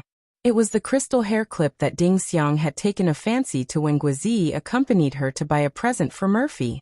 Although Guizi had a good memory, he could keep the things that he liked in his heart and secretly bought it for her. This matter still stirred up a lot of waves in Ding Xiang's heart. Ding Xiang was very touched, but at that time, Ding Xiang's heart was thinking about her younger brothers and sisters in her hometown. She would send the money back when she earned it. Her life was tight, and she didn't have the mood to think about more complicated issues. This matter only stopped at the feeling of opening the gift. This situation continued until Yang Yi helped Ding Xiang solve her worries. Ding Xiang finally decided to live a good life, and set an example for her younger brothers and sisters. From then on, Ding Xiang was the complete Ding Xiang. She began to save her own money and started to plan her career path. At the beginning, she was like a normal girl, having some romantic feelings. For a girl like Ding Xiang who had no feelings and a narrow circle of contacts, it was easier for her to be moved by the people around her. Tang Kaitai and his father were imprisoned, and Qianli Chuanshu regained his freedom. Last November, they celebrated at the coffee shop, which reminded Ding Xiang of something that she had forgotten for a long time. At that time, Tang Kaitai came to the coffee shop to harass Ding Xiang in order to get in touch with Yang Yi. Guizi stepped forward bravely and punched Tang Kaitai to the ground. True feelings are like plum blossoms, which can't be drowned by the cold ice and snow. It blooms on the coldest branch, seeing spring coming to you and me. Ding Xiang listened to Yang Yi singing this song. What she thought in her heart was completely different from what the others in the coffee shop thought. Although there were some signs, it was still very vague. The feelings really began to brew at the beginning of this year. Guizi began to lose weight. After he shamelessly pestered her, Ding Xiang also took responsibility for him. She helped him develop a weight loss plan, even accompanied him to Shanghai to film a movie and took care of his daily life. It seemed that Ding Xiang was just doing what an agent and assistant should do. However, during this period of time, the two of them still had some sparks. But these sparks were still unable to ignite the firewood of love. Just as Guizi said to Yang Yi, he was worried that he wasn't strong enough to protect Ding Xiang in front of his family. Guizi didn't dare to take the most important step, and Ding Xiang felt too inferior. She knew that Guizi came from a prominent family, but she also knew that she came from a humble background. The story of the prince and Cinderella only exists in fairy tales. This sentence was said by Yang Yi when he was chatting with someone. Ding Xiang couldn't remember where it came from. Perhaps she overheard it when she was delivering coffee, but it left a deep impression on her. Although they could vaguely sense that the other party was interested in her, neither of them dared to act rashly. This dragged on for half a year. In the corridor, Ding Xiang's mood dropped. When she heard Guizi clearly say that he liked the person who took care of him, Ding Xiang was so happy that she almost cried. She suppressed her tumbling emotions and returned to the coffee shop. She looked up the information that Yang Huan found when she was browsing through the historical records. Yes, Ding Xiang confirmed that she liked Guizi. She also knew that if she didn't bravely confess, they might miss each other forever.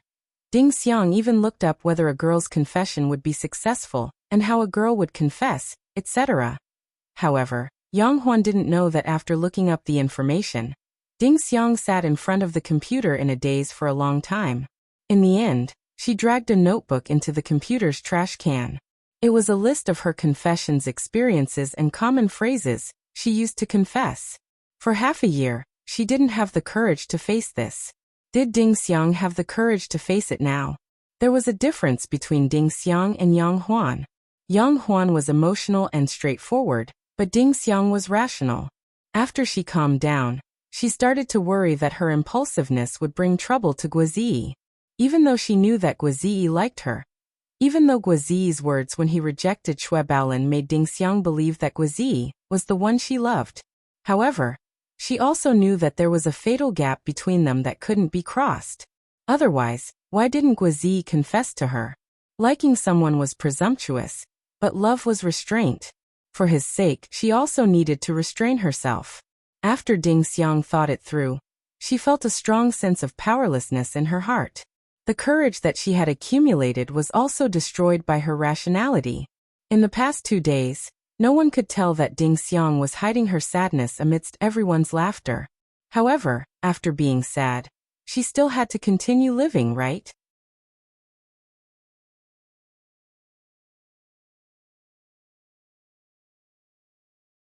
Chapter 863.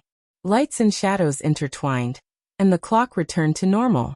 Guazi was full of doubts as he rushed to the Wu Lake Park in Jiangcheng, which was near his home.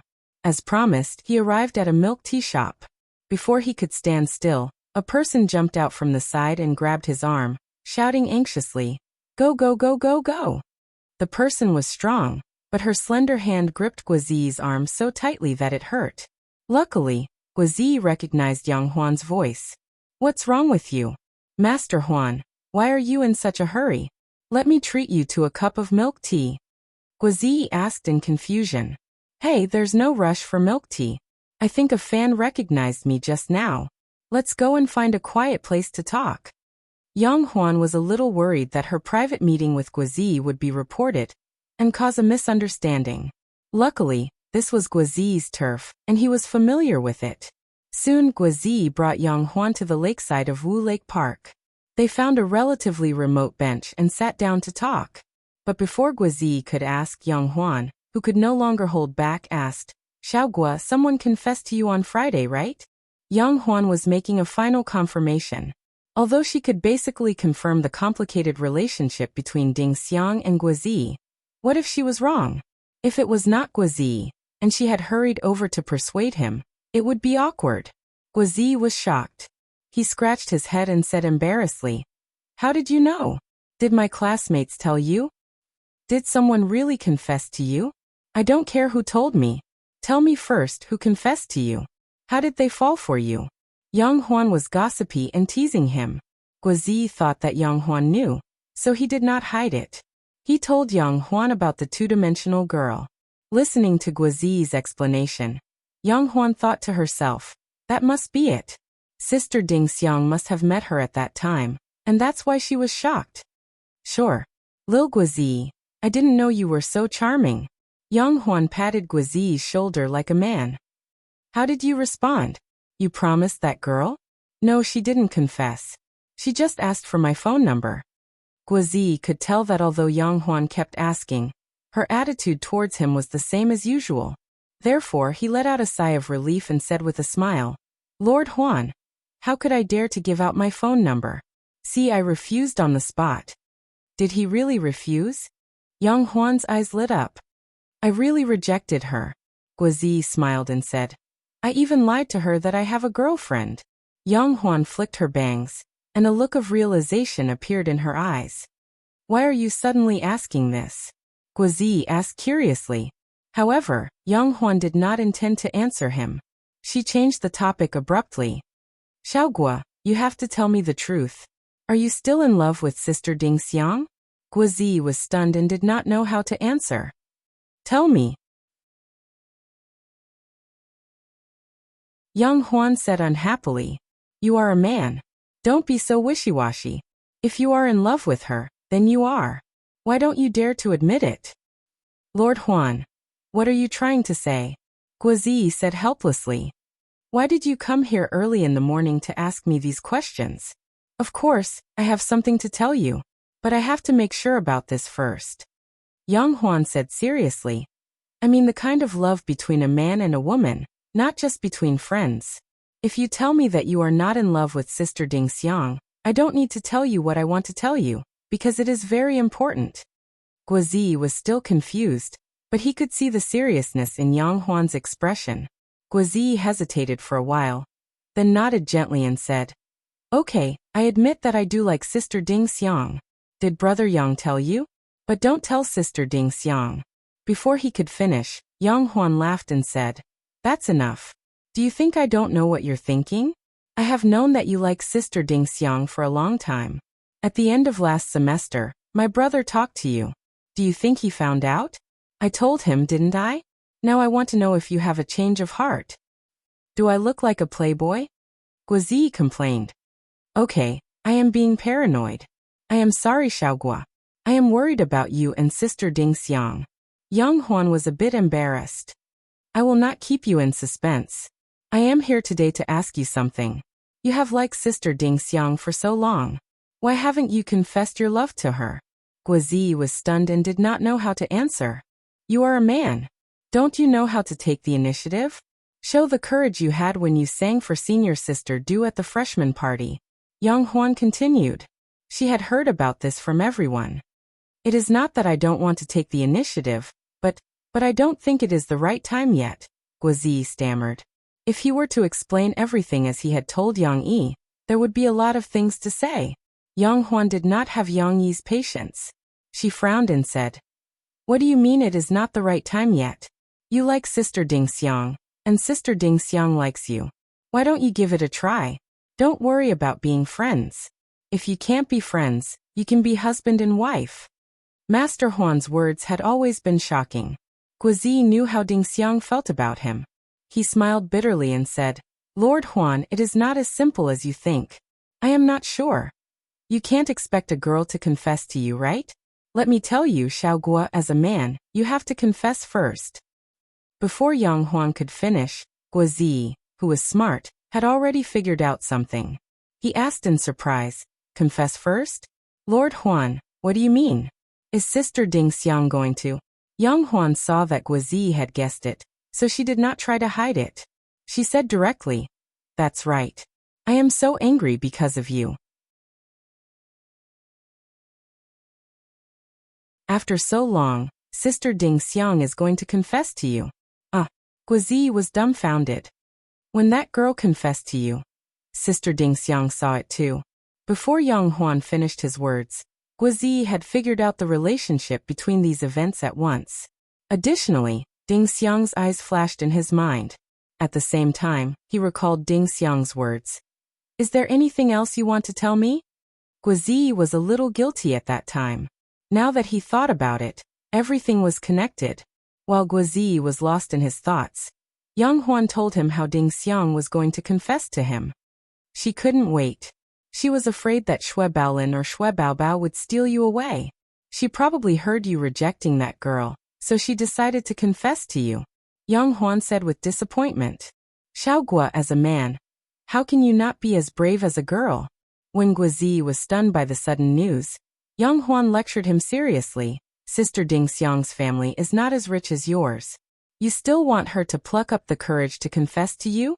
What position will she have in the family in the future?" "I know. I didn't dare to confess because of these problems. But Lord Huan, don't misunderstand.